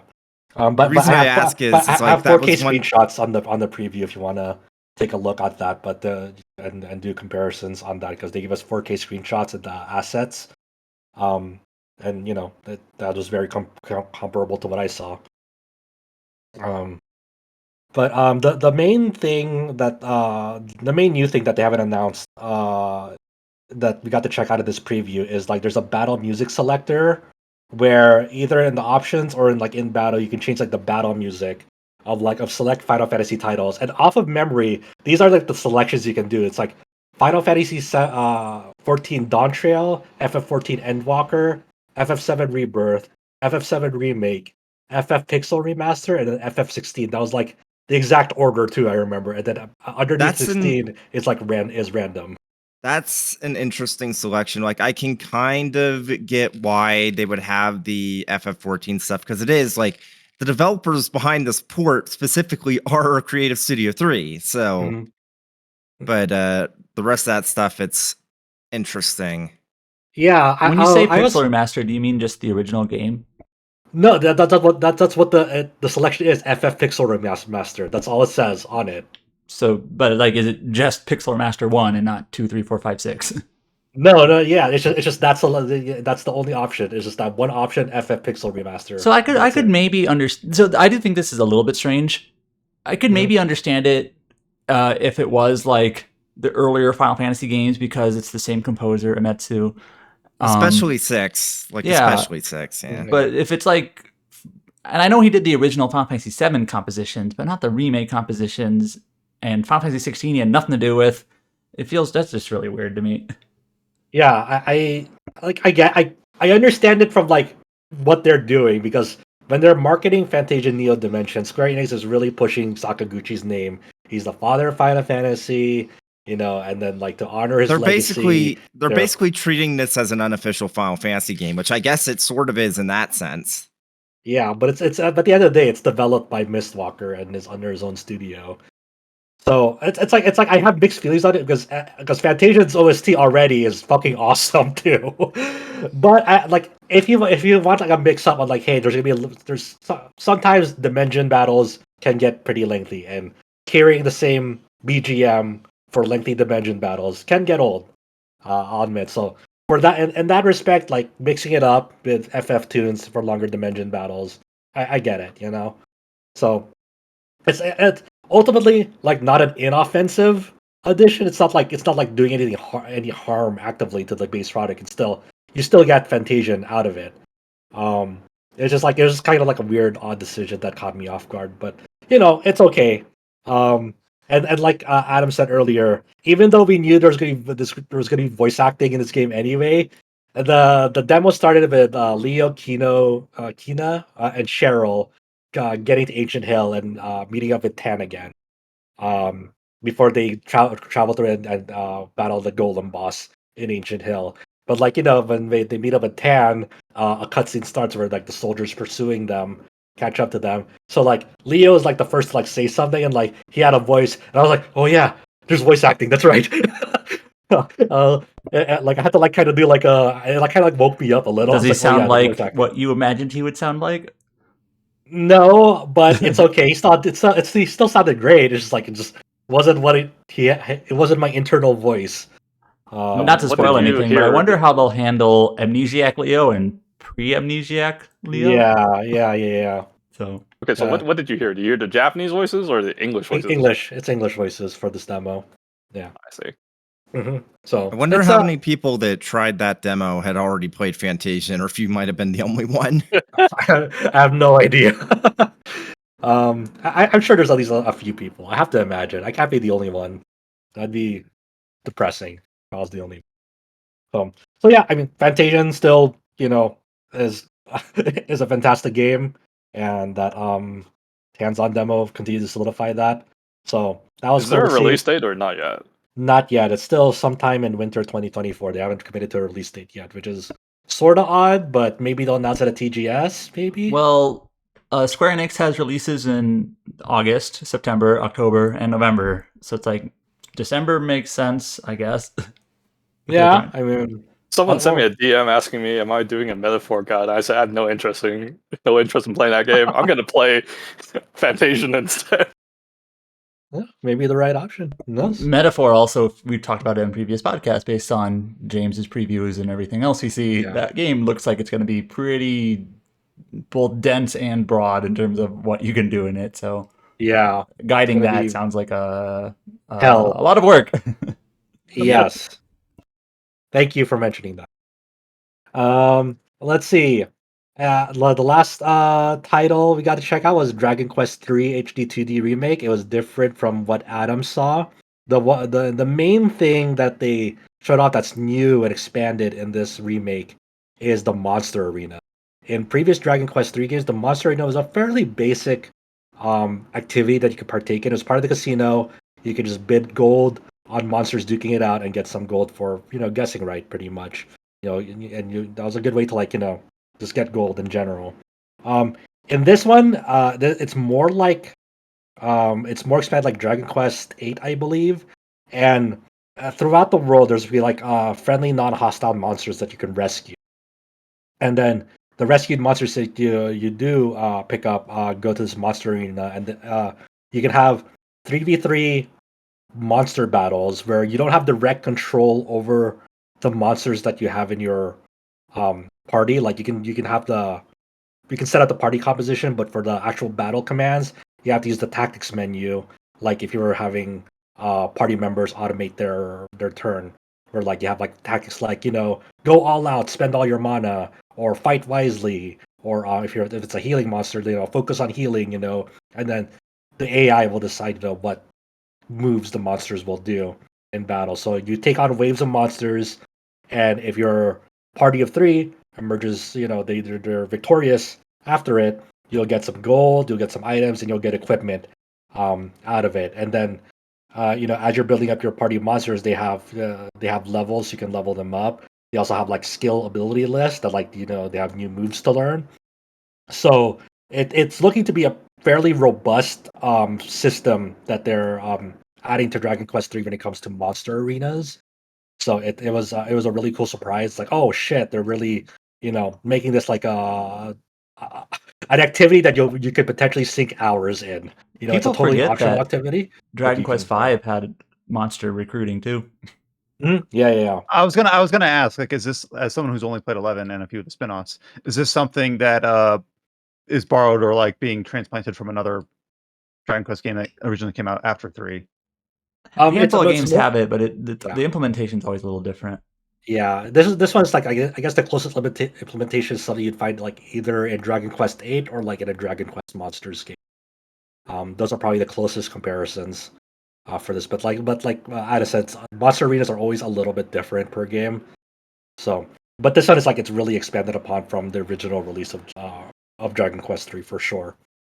So that was cool. We also got to check out like the new Monster Wrangler vocation, where this seems to be a very good, going to be a pretty versatile class because depending on how much you invest in the Monster Wrangler class to like kind of learn new abilities, like it could pretty much fill in any sort of role. It had offensive abilities that were both single target and AOE. It had support abilities. It had abilities that you could buff your party. It had abilities that could debuff enemy parties. It looks to be like a jack of all trades class that, like, if you really invest, it could be really, really like always going to be that applicable missing piece from your party. So Monster Wrangler is seemingly pretty good so far, from what I saw. So I got to also check out Ascending Skyfell Tower, which is one of the early dungeons in Dragon Quest III, where you beat up Robin Hood at the top of the tower. They mentioned at the appointment that like I went on the second day. They already had like 4 prior appointments, but they said only one person beat up Robin Hood at Skyfall. And then whenever PR says that, I take it as a challenge. I'm like, okay, well, I'm gonna do it then. So I ascended Skyfell Tower and rushed up the after a certain point. Ultra fast battle speed, very good. Um, and I went up to the top of the tower. I got into that boss battle, and he hits hard. But with enough, buffing, debuffing, and healing, and taking proper defensive measures, I was able to come out on top. And then that's where the demo ended. But I felt good. I was like, yeah. So I can still play it RPG. I can still do it. So The original Dragon Quest III is pretty challenging. Like it's again kind of early era RPG where you're sort of expected to get a little lost and grind a fight or fight a bit, grind quote unquote. I'm assuming it'll be toned down a little bit, although there are different difficulty modes as we mentioned. There's Dragon Quest, Draconian Quest, and Draki Quest. Yeah, which is still a great name. Great names for difficulties, by the way. Yeah. Yes. Yeah. So that was that was a really really good demo. I just seeing it in person, I was like, oh my god, this looks really good. So I was very impressed by all 3 titles at Square Enix. So that was my lengthy appointment with Square Enix, and I put up previews for all 3 of those titles. So hopefully people.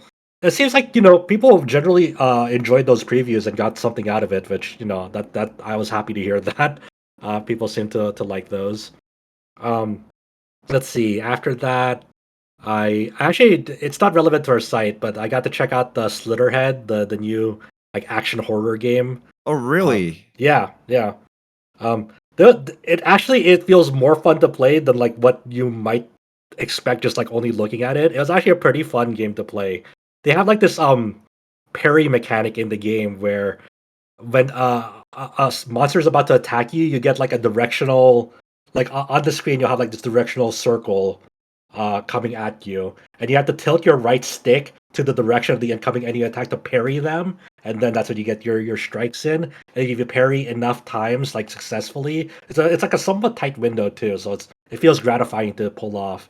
You go into like this like blood rush state where like you can really like mount offense on it, and it was and like the whole possession mechanic of like, hey, like if your vessel is about to die, you can just like possess another random NPC immediately. I was like, that's a pretty cool mechanic too. So I was speaking with one of the developers out there on the show floor, just talking about the general game and like kind of their some of the approaches they were going for in it, and they were a fun, that was a fun chat that I didn't really record because it wasn't for our site or anything, but they're very earnest about it, and I hope that it finds its audience when it comes out.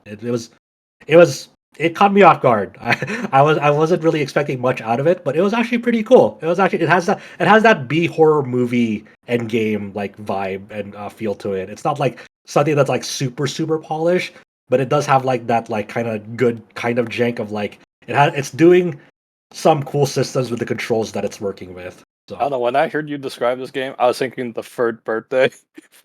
no, it's not like the third birthday. No. It's nothing like the third birthday. It's the way Um, you're describing because you're taking over different vessels, right?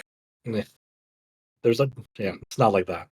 And then after that, I got to check out Arknight's Enfield, but a lot of what they showed on there was like very similar to the closed beta that they showed. So I don't think there was anything new out of that. So it was whatever. Um, the last title, not really relevant to us again, that I saw on Saturday was Pizza Bandit. This might actually just blow up in general for people who enjoy like Left 4 Dead and especially for the streamer crowd. Like if certain streamers, big streamers get their hands on it and like show it to the community, like they'll really like it. The developers describe this as a mixture between Overcooked and Gears of War, and they're not far off. To be honest. That's an interesting combination. Yeah. So it's kind of like a Left 4 Dead where you have this party of up to 4. It's not like customizable classes. It's not classes of characters. You just have like this base character, and you can fill them like with a loadout of like the different weapons and different like aesthetic customization outfits. So like my dude had like a chef's hat, a chef's outfit, and like they were armed with like a big Gatling gun, a shotgun, and then from their melee weapon, I could have gone with a katana, but then I saw a pizza cutter option. I was like, I'm going with the pizza cutter. And then me and these random 3 people were going through this level, like kind of Left 4 Dead style, like pushing back a zombie hordes up until we got to up until this restaurant, and then like. When we got to this restaurant, there's 2 levels to it. This first floor and second floor. The first floor had like tuna that we can pick up, and we had to carry it to the second floor and get it to the chopping board. Then once we got it to the chopping board and chopped it up, we'd have to go to another station to like prepare the sushi dish, and then carry the plate of that sushi to like the conveyor belt. And then like there's some time before the restaurant opens up. And so when the restaurant opens up and zombies start like spawning in, there's also like at the the top front of your screen, you'll see like customers pile into the restaurant, and they have orders. Their orders will be like, I want tuna sushi, egg sushi, and cucumber rolls. So yeah, as you're fighting off these zombies, you have to like either some of your teammates or like or you are like try to like carry these ingredients and make like this sushi to put it on the conveyor belt to make sure they align with like the customer's orders as you're like all fighting off the zombie horde. So it's it was a good time.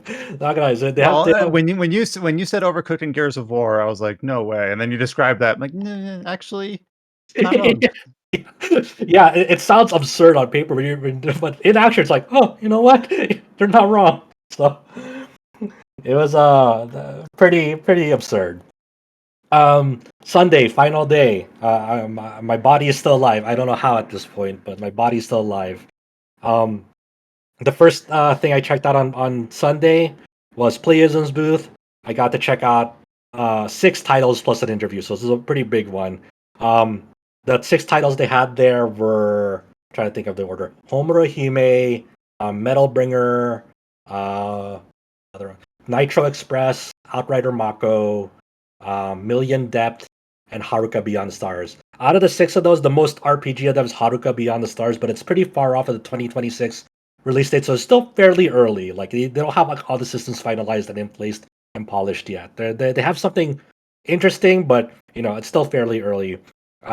Homura Hime, pretty fun, like third-person character action game. Very inspired by Nier Automata to some extent, with a lot of bullet hell patterns coming off of opponents. It has like parry and dodge mechanics to it. Pretty solid, fun game. Metal Bringer, I'm already looking forward to because this is from the developers of Samurai Bringer.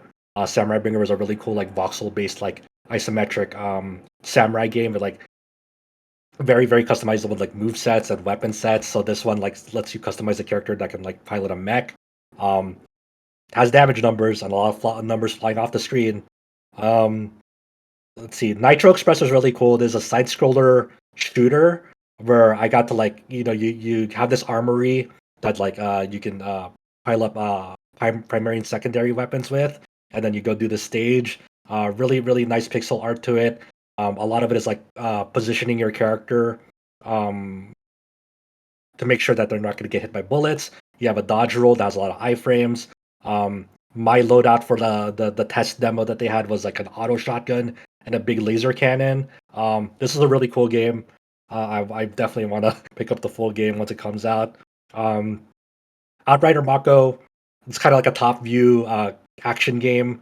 A lot of emphasis on like jump attacks and like homing attacks in this game. Where like I compare it to like Sonic's homing attack, but instead of like bouncing off of them, you like cling onto like enemies and you can like dump poison on them. It was fucked up, but it was really really cool to like kind of like bounce off of enemies. You die really fast at this game too, so you have to make use of the iframes during your jump, kind of get around safely. Um, Million Depth is actually, it might be an RPG. I don't know yet. There's levels to like your character and like um the enemies that you fight. The really cool thing about this game is like even though it's a side scroller, when a combat encounter starts, everything freezes on the screen, and much like Shiren, or you enemies only move when you move during this time, and um like you can bump into enemies and do a slight amount of damage with like your character like just kind of bumping into enemies, but your main offensive tools are like these two almost like create a weapon tools where throughout the game you're like collecting blocks like Tetris blocks and like other shape weirdly shaped blocks, and like depending on like how you construct a weapon, which is like how like how, if they're like a sharp edge at the end of it, or like if you're like making like a square out of the blocks, you get like a defense bonus. You can like basically like make like fucked up shit like Residents of Fate guns, except they're actually reflected on the weapon, and they have like the defense value and the offensive value. Offensive value is like if you ram this weapon into an enemy, it'll do this much damage. If and then the defensive value is like how much hits that weapon can take, because if like a bullet hits it, it'll take damage. So like its defensive value is sort of like its HP, and like if the HP goes down to 0, it goes on cooldown where it's like inactive, and then you have to wait until it's like active again. So you're balancing the movement of your character physically to make sure they're not getting damaged. To incoming like projectiles and enemies. At the same time, you're also balancing like the positioning of like your two tools, offensive tools, to like get to the enemy safely and like hitting them. So it's kind of like a weird balancing act, and making sure that like you're not taking any unnecessary movements, because you enemies only move and their projectiles only move when your character is in movement, or their tools are in movement. So it was actually a probably one of the most unique game out of that lineup for Playism. But it was a lot to take in, but it's really cool though. They have a really interesting idea for Million Depth. That was cool.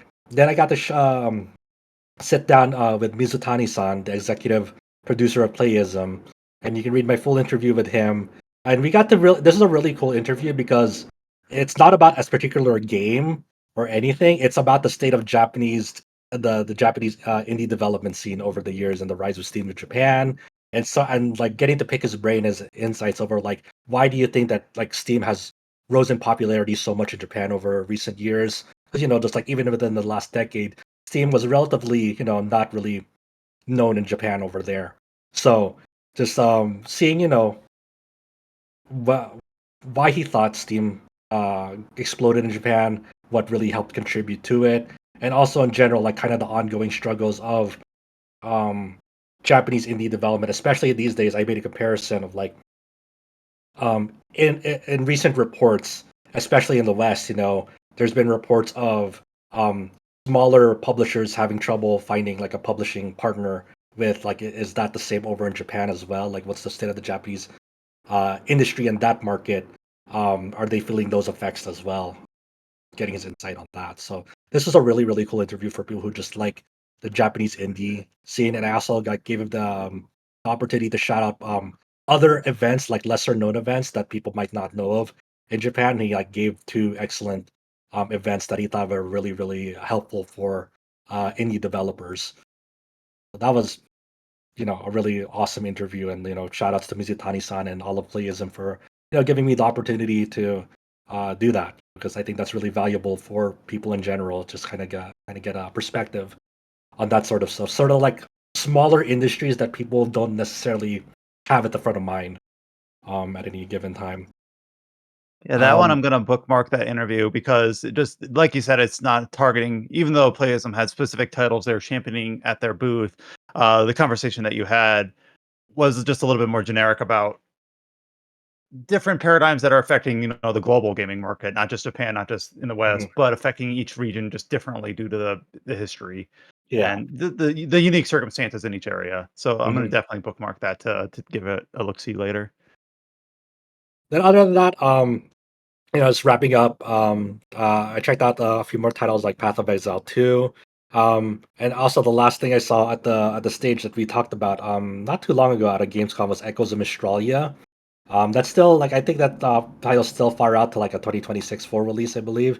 But what they have on hand was like a pretty cool concept. It's like an isometric action RPG, where you have really a lot of control over like the properties of like your magic spells. So like your two basic magic spells were this chain lightning that you can like kind of channel, and like and then this orb that you can throw out. But as you're progressing through stages like in a roguelike fashion, you'll get modifiers. So for example, you might get like a bounce modifier. So like if you equip that bounce modifier to like your orb, it can now bounce off of things before it disintegrates.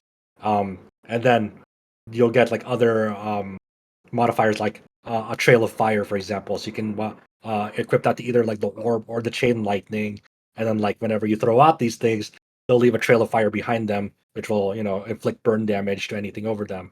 Then you can get even one step crazier, for like hey, you have like an orbital cannon like laser modifier that like gives like a rotating laser to like anything that you fire out.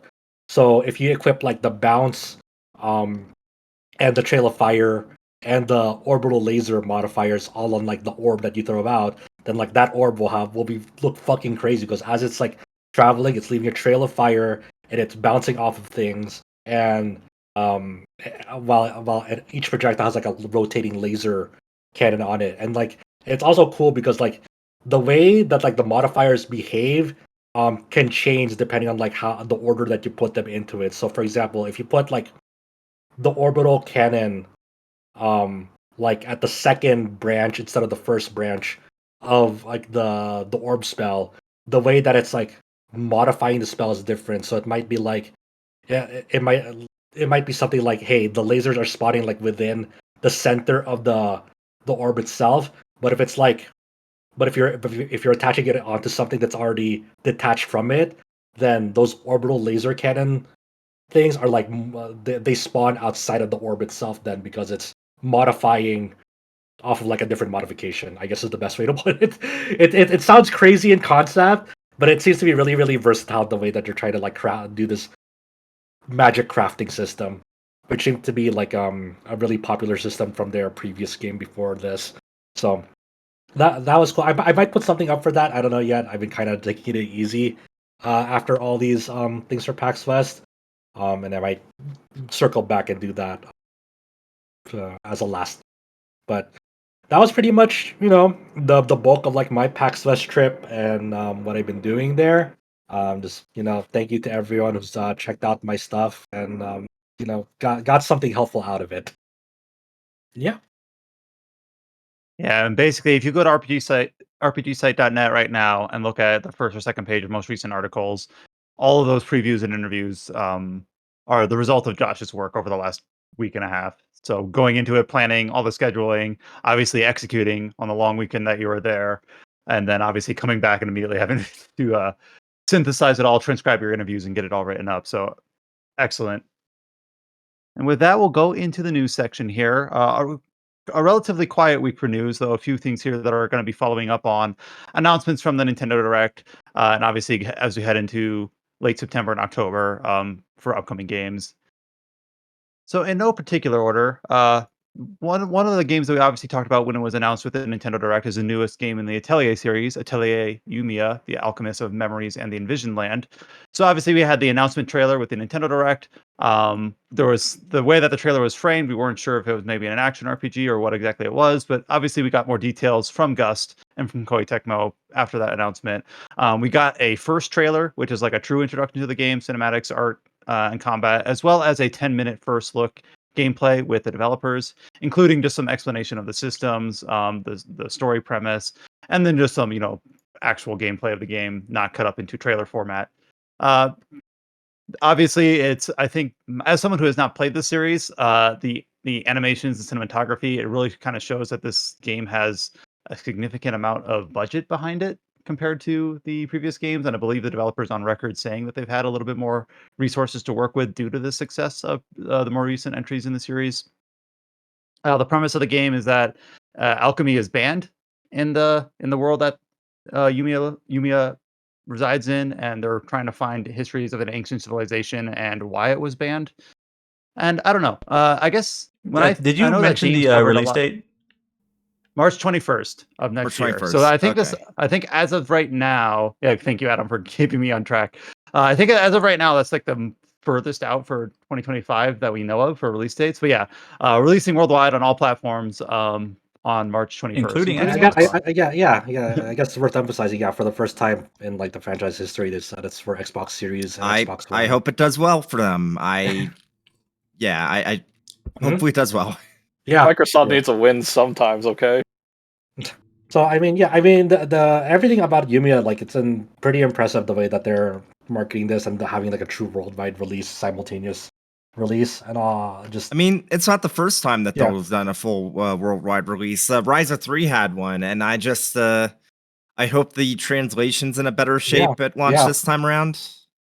But maybe just like just a brand new like Atelier series, like not sequel, like just from the ground up, trying to establish a immediate worldwide presence, day and date, So they have some interesting stuff, like interesting ideas. Like since your Yumia is primarily uses a gun, you can actually use a gun to like gather materials in this game.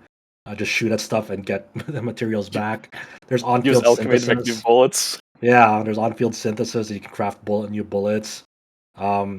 It's I still can't make heads or tails on like how the battle system flow is even after watching the stuff. So looking at it, it seems very similar to how Ryza's ATB system worked. Okay. So a lot of people are saying it's full action, but it doesn't.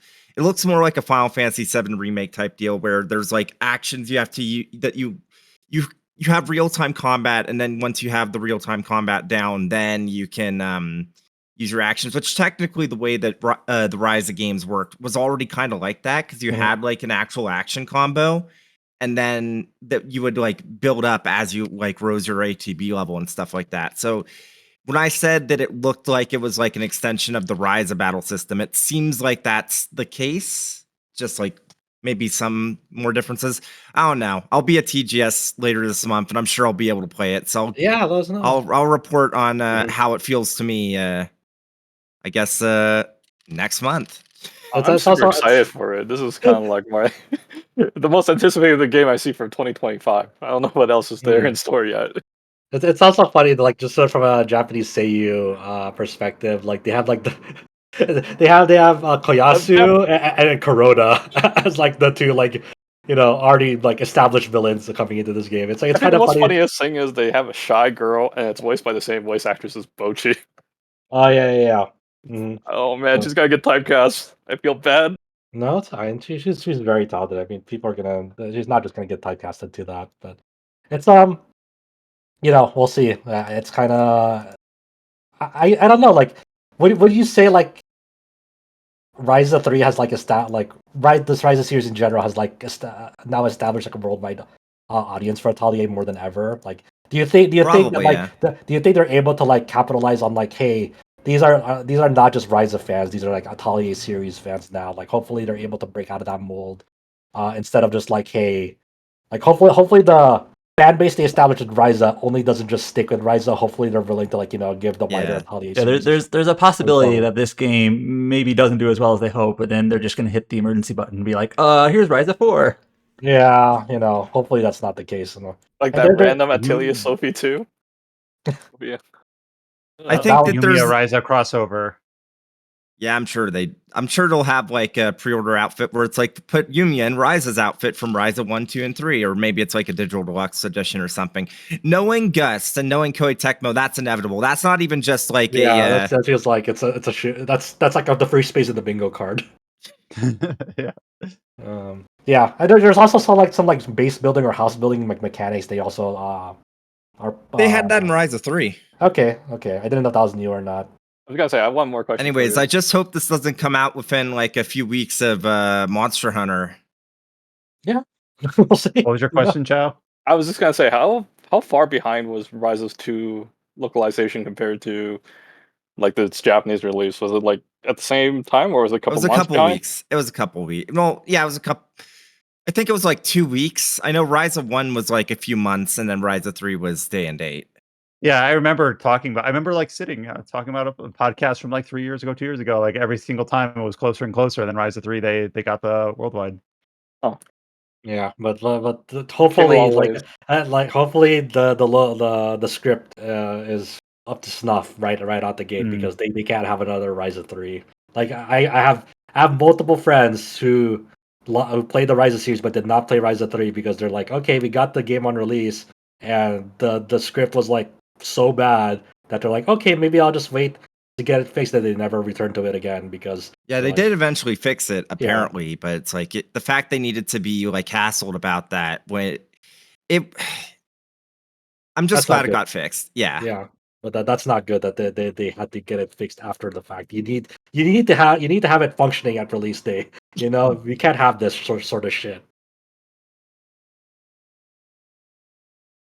The other main topic that we have this week is a new game announcement, though it's very much a kind of a teaser at this point. This is from the studio Harebrained. I believe, Adam, they used to go by Harebrained Schemes, but now they're just Harebrained because they split with Paradox.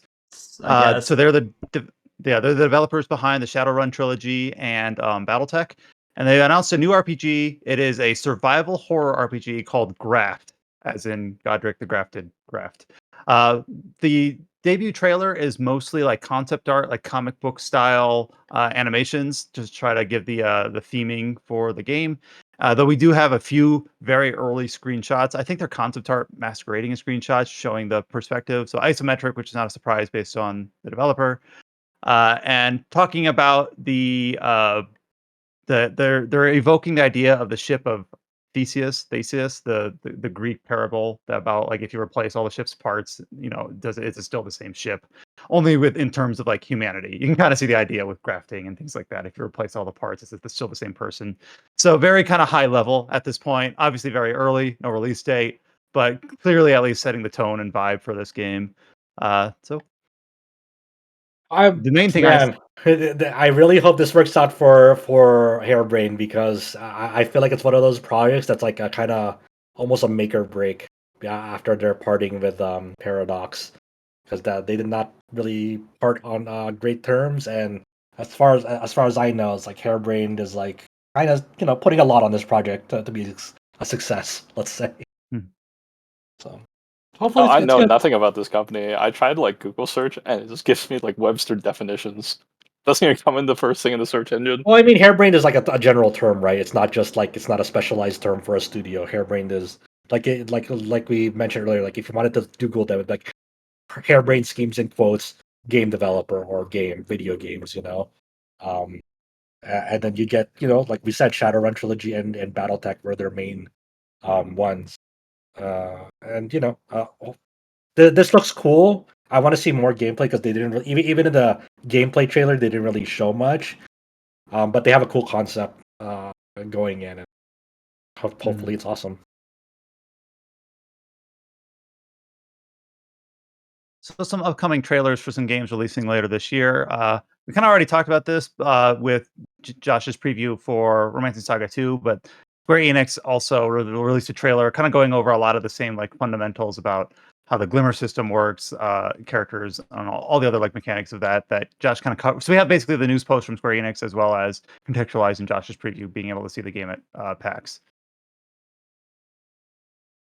We have we have a series of very short trailers for the upcoming Mario and Luigi Brothership. This was the game that was just announced at the recent Nintendo Direct, and a lot of these are basically, if you've played any Mario and Luigi game, you're like, here's a combination attack, here's a bros attack. They have a trailer that's called Welcome to Concordia, which got a little bit of laughs because it literally released like Nintendo within an shameless, hour. man. Just to Concord. contextualize it, like, Sony brought up, like, that Concord was shutting down on September 6th, and like within the hour, here comes Nintendo. Here's a new Mario and Luigi Welcome to Concordia trailer. I'm like, all right, thanks Nintendo, thanks. It was interesting coincidence, I guess. Yep. Yeah, but when I look at these trailers, and they're very short. They're like one's 30 seconds, one's 17, one's 24. They're basically very small snips of gameplay. But you look at it, and I'm like, yep, that's Mario and Luigi. If you played Superstar Saga, Bowser's Inside Story, any of them. Of course, it's a different developer, or we think it's a different developer. We don't really know. It is a different developer because the original developer went bankrupt. But they said that a lot of these same people that worked on, yeah, right. Yeah, that's all you really got. Wasn't wasn't there an article explaining things in like the Japanese part of things, but nobody wanted to translate it because it's going to be like puns for their names or something? Okay, so Nintendo of Japan has like their own little like article blog, and they basically outlined like, here are 5 of the islands you can go to, and for a split second, I was like, hey, we should have our translator Kite, like, what is the name of these islands? And then I realized, oh yeah, they're probably going to be puns, so they're probably going to not translate very well. So we can maybe assume what they might be called in English, but that's basically the whole point of this game, is that you're on the Brothership, or the ship island, or whatever it's called, and you're going across to all these different islands with, of course, some weird, wacky gimmick, so... Yeah, it comes out mid-November or early November, and I don't know, I'm excited for it. I really like the art style they've gone with here. It feels like, compared to what they did with Bowser's Minions or whatever they called it, like this one seems like it's more true reimagining of the original like GBA art style that I associate with the series. We got another trailer for a dungeon crawler RPG called Pry Into The Void that was slated to come out this year. It was announced last year. It is kind of a pixel art first-person blobber from Dangen Entertainment. It's still slated to come out this year, and we got a new trailer for it, as well as a announcement of a demo that's now available on the Steam page. Or I guess the demo was already available, but it's been updated. I gotta ask, seriously, are we the only podcast on the internet that actually uses the term blobber for dungeon RPGs? That's blobber. We're all, yeah. Because we're fossils. That's why. I don't know. Anyways, this game looks like a mix between Shin Megami Tensei and Undertale. Yeah, it has a pretty neat look to it. For every single game, regardless of what it is, you have to cross it over with 2 other things. Yeah. Yes, we have to say, what DNA did evolve to give us this? But yeah, the trailer, it has some cool vibes, and it's slated to be this year at some point, which is kind of the thread is running out on that. So we'll see if we see a release date announcement soon.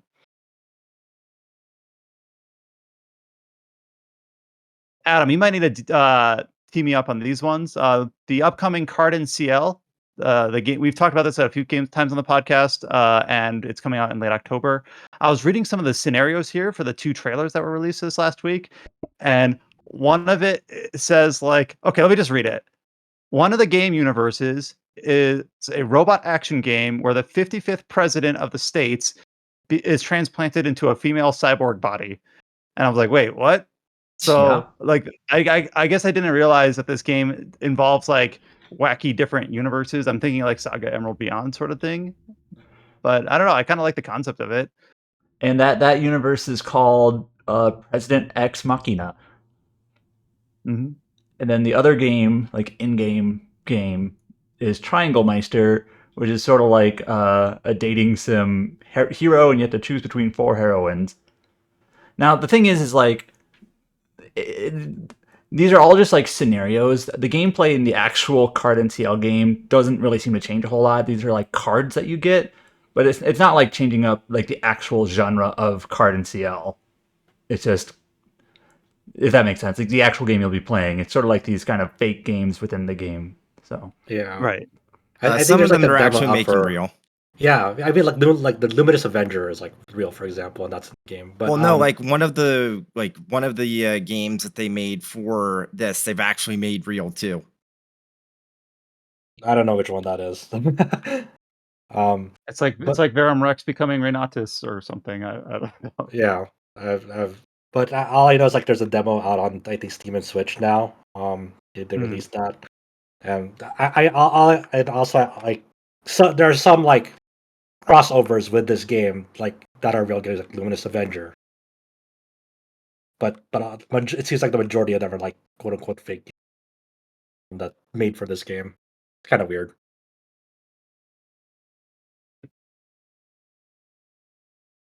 And then some of the last trailers we got. I mean, I guess there's more trailers. The last one we have here in the update section. We got a new update for the upcoming Sorcery Saga game. It doesn't have an official translation yet, but this was announced back in the summer, and Kite translated it as Sorcery Saga Fia and the Mysterious School. Basically, Compile Heart has released a bunch of little gameplay snippets for this upcoming game. It's slated to release in November in Japan, though I don't think it's ever had official announcement for any Western release. So like Kite is working off of like if they were to like localize the name because the Madou Monogatari has been localized before as Sorcery Saga on Vita. Right, and I was just using his translation because I didn't want to attempt the because like pronunciation. we don't know exactly like if they were to get localized, if they're gonna stick with the Sorcery Saga name or not. We don't know because Gotcha. Okay. but if it was like technically they could localize as that.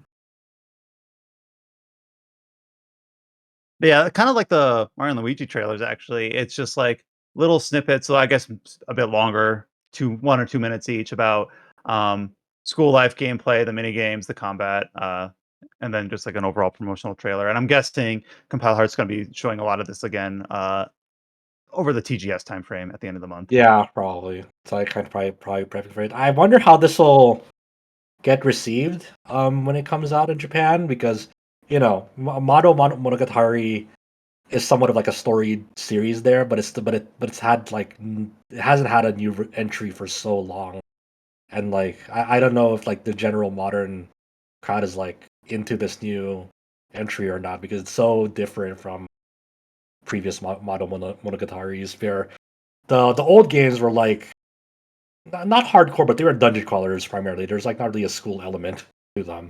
Mhm. All right, now we have a few just smaller updates for some upcoming games. This one's a bit of a surprise, and I just kind of put it in here as a giant kind of a question mark. Apparently, Pathfinder: Wrath of the Righteous from Owlcat was not done receiving DLC. It got a free DLC crossover update with Children of Morta, which was an RPG that released on Steam back in I think 2019. I don't really know what the connective tissue is here. Like I don't know like why does this crossover make or not make sense? But it exists now, and it was updated to Pathfinder: Wrath of the Righteous. So They should have a call it in-game. crossover. They should have a crossover with Persona 5 next. yeah, I was Yeah, I I was mean, curious that- about this too because Owlcat Games is based in like Russia or Cyprus mostly, right? Then like 11-Bit Studios, which is the publisher of Children of Morta, is based in Poland, and like I don't even Dead Mage, which is the developer of Children of Morta, I don't even know where they're founded. Let me check here. Where's the crossover with Thaumaturge, huh? Hey, Poland's got a pretty robust development scene. Yeah, but like Brian was saying, I don't really know what the connective tissue, how this turned about, but I guess it's there. Get our guy. What was the name of the Thaumaturge protagonist? Get him in there. Victor. Yeah, Victor. Get him in. And then the thing is that this is actually like pretty comprehensive. Like for instance, they say there's 2 new archetypes, and I have to remember. I haven't played the game in a while. I forget exactly what that is. For basically to bespoke to the characters that are being crossovered from Children of Morta, John and Lucy. But you can, That but can now you be can also use those, on your own characters too now.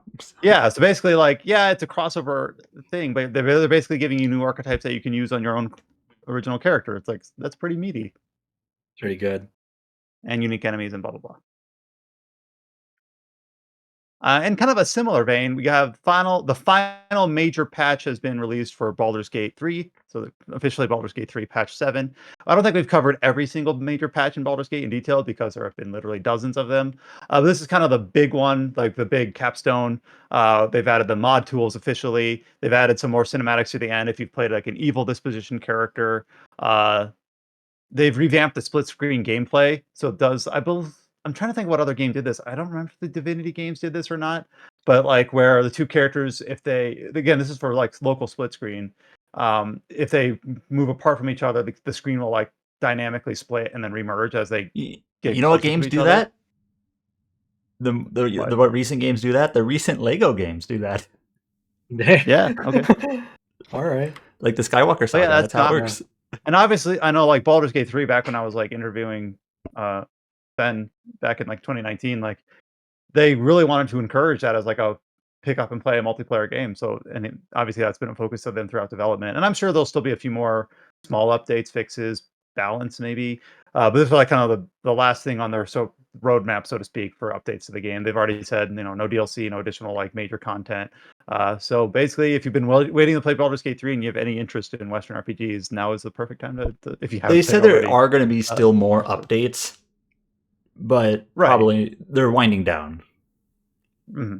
I think even some of the developers and PR guys at Larian are basically saying like, where's all this talk about final update coming from? This isn't the final update. Like semantics maybe if it's the final major update or not. But anyways, it's winding down. They said patch 7 is approximately 11.6 gigabytes on PC and will require 160 gigabytes of free space to install. So they're just giving you a heads up right now. So it's one of those things like they allocate all the space beforehand, and that's why it requires that much space because of the way some patching games handles that. So, buyer beware, or people who saw the game installed beware. It's I don't know. Baldur's Gate 3 has such an incredible. It's release cycle and after release and post release has always been fascinating because in the back of my mind, it's always the imagery I have in the back of my mind is like Wizards of the Coast on their knees, like please come back, no, please. Yeah. We'll do better next time. Yeah, right. Yeah, and that's always going to be kind of like we said last time we talked about this. A little bit of a mystery. I don't think anyone other than the people directly involved will know exactly what transpired. We can only kind of glean from what we can see through the edges and the seams about exactly what happened there. This one's pretty short. We got a new kind of blog post from BioWare for Dragon Age of Veilguard coming out next month. And the last time they focused on warrior gameplay, but then they touched on a few other systems. Here they did kind of a system that I think would be kind of hard to sell, but a blog post completely about progression, including item progression, character progression, things like that.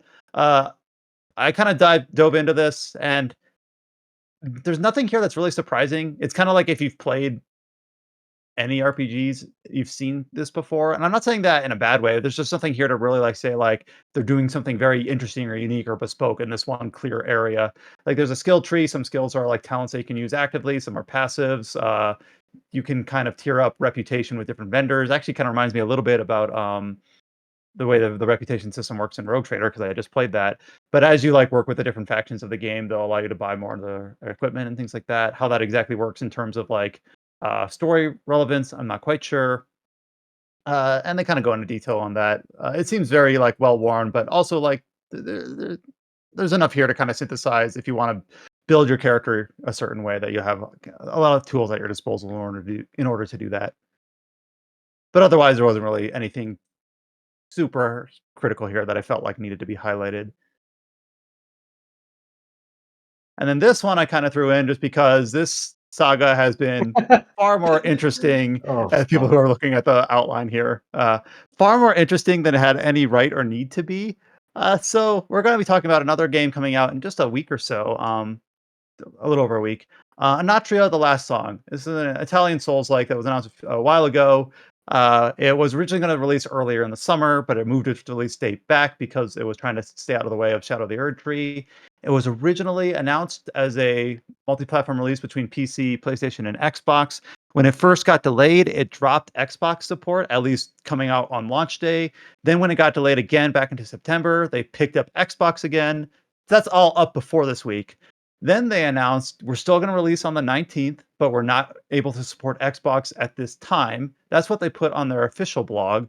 And then reported by others, the CEO in the game's Discord channel allegedly stated Microsoft doesn't care about Anatria and they don't care about you, referring to the fact that they've been having difficulty like submitting their game for release on the Microsoft store. Like they didn't have the tools necessary to release the game. And then they posted about that on September 2nd on their Twitter page that the Xbox version was delayed. And then, of course, the details about what was posted in the Discord came out within the first 24 hours. And then on September 4th, so like 2 days later or so, they announced that Phil Spencer had reached out and they are now in direct contact with the Xbox and the Microsoft team in order to get Anatria the Last Song to Xbox as soon as possible. Not confirming to the September 19th date, but basically saying now they've got someone in place to kind of get the release. They said that it's still underway. going to be later because it's still too late Gotcha. to reach that date. That's Worth what I noting thought. that this is not the first developer that's had issues with submissions on Xbox in the last couple of weeks. There was an indie developer for the game Hawk, H-A-A-K or H-A-K-K. I forget the exact. Something like that. Yeah. Yeah. And apparently there was even another developer beyond that. So this is not an isolated case, and that's very concerning. Yeah, this is really kind of embarrassing for Microsoft. I mean, people have been joking about how like Xbox as a brand is kind of dying, but if this stuff is happening with multiple developers, like maybe we're seeing the knock-on effects of like all the people that Microsoft fired from the Xbox division like Yeah, a few months ago. you can say really like what are the direct effects, but like what's happening, like what's happening behind the scenes, like in terms of like what the protocols are and like why is the flow of communication so dire for some of these developers. It's just they need that, like they really need to have something in place like soon. Like this shouldn't be happening. There's like unacceptable behavior from Microsoft. But it makes sense. Okay, if you're having issues with the Microsoft Store, that's fine. They can get fucky technologically behind the scenes. That's having issues. You need to fine, but communicate it. yeah, you need to communicate it. If someone's reaching out to you about it, you should be making it a priority to help people who are trying to support your platform out. They're trying to release a game for your platform. If it's not getting through to you, there's an issue. That's really fucked up that they had to fucking do the fucking Twitter method of like screaming into the void in Twitter and getting their community for them to notice it. Not to that there's an mention, issue. not It's to like reaching out to mention- tech support, not through the phone call, but like by getting a DM on Twitter. It's like, Yeah. oh, okay, we'll finally help you out. Yeah, they shouldn't have to do that in the first Yeah. place. But to make matters even worse, the fact that this inevitably just even trying to mention that inevitably makes it so that like the Xbox fan base is going to like blow up on them a bit. Yeah, I mean, there's not a time where like Xbox really needs more shit. They kind of have been getting shit like throughout the years. There's a long history of it, but it's just like here's another thing going against Xbox. It's just like, what can you really say at this point? It's a really bad look when within 2 days of them saying, "Sorry, we don't have the tools we need to release this game on Xbox," which we've been planning to do from announcement, and then needing to make like a grassroots effort to have people say like, "Xbox, please help them." And from the fringes, we don't know what's going on behind the scenes, but it really seems like Xbox plays favorites. Like they really will try to push getting the Yakuza games over on there. Sega in general, obviously, with the way that Atlas, is metaphor Xbox exclusive, of course not. Things like that. But then like they say they want to, be this kind of champion for studios across the globe, but then they have stuff like this fall through the cracks and require drama like this in order to get a game released. It's not a good look. Yeah. So I mean, congrats to Jama Games for getting the support that they eventually needed for it, because there are some other developers that I'm sure ran into the same issues and never got that support, internally. So congrats to them for at least getting support. Hopefully, Yeah, JAMA Games did kind of what they had to in terms of being the squeaky wheel or whatever to get someone to look their way and say, "Please Yeah. help." Yeah. So long story short, Anatria, the last song, will be releasing on PC and PlayStation on September 19th, and Xbox is back underway for a later date. Yeah. After a lot of back and forth. One quick sales update. Black Myth Wukong, of course, we covered this last month, released in late August, has sold 18 million. I think it was after a week after release, it was 10 million, and now it's up to 18. This is via a article on Bloomberg, reported via Gamatsu, with the Hero Games, which is the game science, a developer of Black Myth Wukong, publicly traded. Hero Games is a single August shareholder.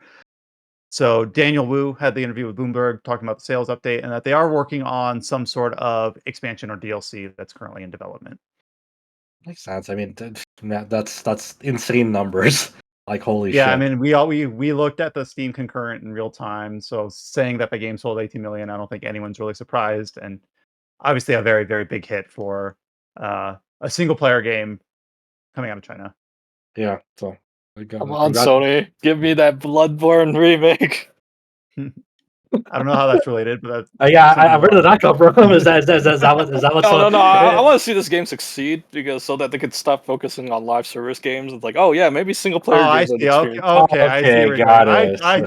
I see the train of thought. Okay. Yeah, I got it. So you're hoping that Sony looks at big number for single player game that has, it's a pretty complete package. It didn't have any pre-planned DLCs or season passes or anything, and you're hoping, please, gigantic multi-billion corporation, look at this game and release just a single player experience again. Like, Sony has some crazy IPs, but for some reason their mindset is like they're all focusing on live service games. Like, I mean, I think there's another live service games coming soon. It was like, we say that, but Astrobot, like, obviously is. Well, we don't know the sales number. Yeah, we don't know the sales numbers of Astrobot. I think that'll speak more to Sony. Like, if Astrobot does 18 million in 2 weeks, that'll speak to them. That really is the core of the issue there, because like people said the same thing, like rightfully so, about the Prince of Persia game that came out this year, and that bombed. People then put their money where their mouth is, and I cannot blame Ubisoft for continuing down the whole path with just nothing but AAA releases. If they tried something that was like a lower budget release with Prince of Persia, and that just didn't work out. Got good critical reception. I remember the Sony presentation that Adam and I looked at months ago, where they kind of listed IPs of they had their live service IP sector, their single player IP sector where they put the God of War Ragnarok, for example, and then the experimental IP sector where they put Astrobot, where it's untested yet, we don't know what to make of it, but we're just trying it, And if you really want to make a statement to Sony, support Astrobot. That's your best shot, to be honest. I mean, it's already been proven hey, this is a pretty fantastic game. It is the current game of the year frontrunner now. I get that. Yeah, I put some time into it, a good amount of hours, and I can see why people really, really, really, really, I like it a lot as well. So, but that's besides the point. The point is it's a general beloved game already, and if you want to make a statement to Sony of continuing single player titles instead of the live service rabbit hole abyss, that Astrobot is your best shot at making a statement. That's kind of where it is right now.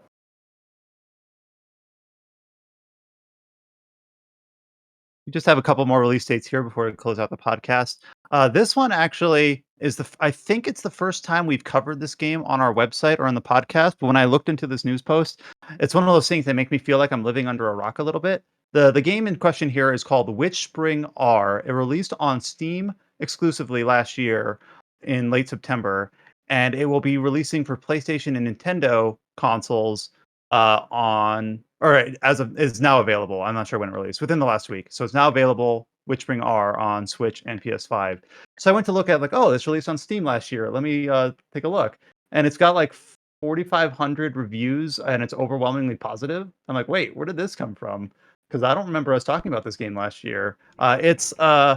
It's like a chibi style RPG, but with high production values. I don't know how else to describe it. Normally, I So, think of chibi.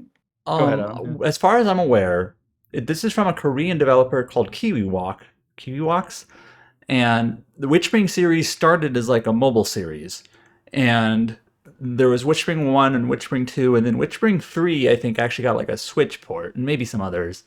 And Witchspring R is a remake of the first game, hence the title Witchspring R. And as I understand it, it's been described to me as like it's like the old style Atelier games. Like maybe not all the same mechanics, but at least has some of those like ideas or vibes anyway. Um, but yeah, I saw that it was out, and I'm like, hey, this is an RPG, and it's well received, and it's kind of cute, and okay, I'll just post about it being out now. Why not? So Yeah. I was made aware of it like when it was like coming out last year. Like I had some friends play it and they really liked it, but once again, it's just one of those things. Like we were all busy, so it's hard to sometimes divvy up your time. Sometimes things will slip between the cracks. But yeah, it's one of those games. It's like it seems to be solid. One day I will get around to it. I don't know when that will be. I may one day will. We kind of talked about this last week or the week before on the podcast. With on the Japanese side of the last Nintendo Direct, there was an update about more additional content coming to Sheer and the Wanderer, but it was kind of dated for the Japanese release only. This week, we got basically some follow-up information about the releases in the West. So this is called the Plus Pack DLC, and the first package in Japan came out on September 5th, and in the West, it'll come out on September 10th. The second part of the three-part will come out on October 31st, so that'll be in line with Japanese release. And I don't think the third part's been dated. So basically, the update here is that the additional content coming to Sheer and the Wanderer, Mystery Dungeon of Serpent Coil Island, is coming to the Western version of the game, just slightly delayed, at least for the September release. Oh, and we followed up. What did we decide that Copa is a ferret, not a what? not a weasel. What did we say he was? Not a weasel, a ferret. Hmm.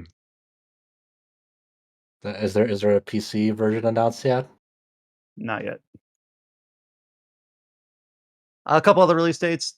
Indie RPG Drova Forsaken Kin is going to be releasing on October 15th for consoles and PC. Not Switch. Oh no, it is Switch. We'll just need to put the Switch icon on our website. But yeah, that'll coming out October 15th. And then this game was announced, I think, back in January. This is a Toho project game, Marisa of Liartop Mountain. This is a game that is like got the stylings of a tabletop RPG in a video game. What I mean by that is that like all the characters like in battle are shown as like game pieces, meeples, whatever you want to call them. Meeples. And then was originally slated to release at some point this year, but developer Alliance Arts announced that Marisa of Liartop Mountain will release in 2025 for PC. Now, what's the lore behind Marisa? She's a witch. Yeah, huge lore. Okay, so I play Toho games. I play it for the bull hell, but I can't tell you anything about the lore because every time it's like, oh, something goes abnormal for Reimu, and she has to go stop it. And usually it's just, and after they stop it, they have a tea party. That's usually the Toho story in the plot line. Okay, so this will Right. end in a tea party. Does it have a tea party? They better. Okay. It sounds like a good framework to me. Being serious, I do think it's an inventive idea with the tabletop stylings. Look, man, look. Toho is the Warhammer of Japan. Okay, there are multiple games always coming out. That's a podcast title. Here at the 2-hour 40-minute mark. Toho is the Warhammer of Japan.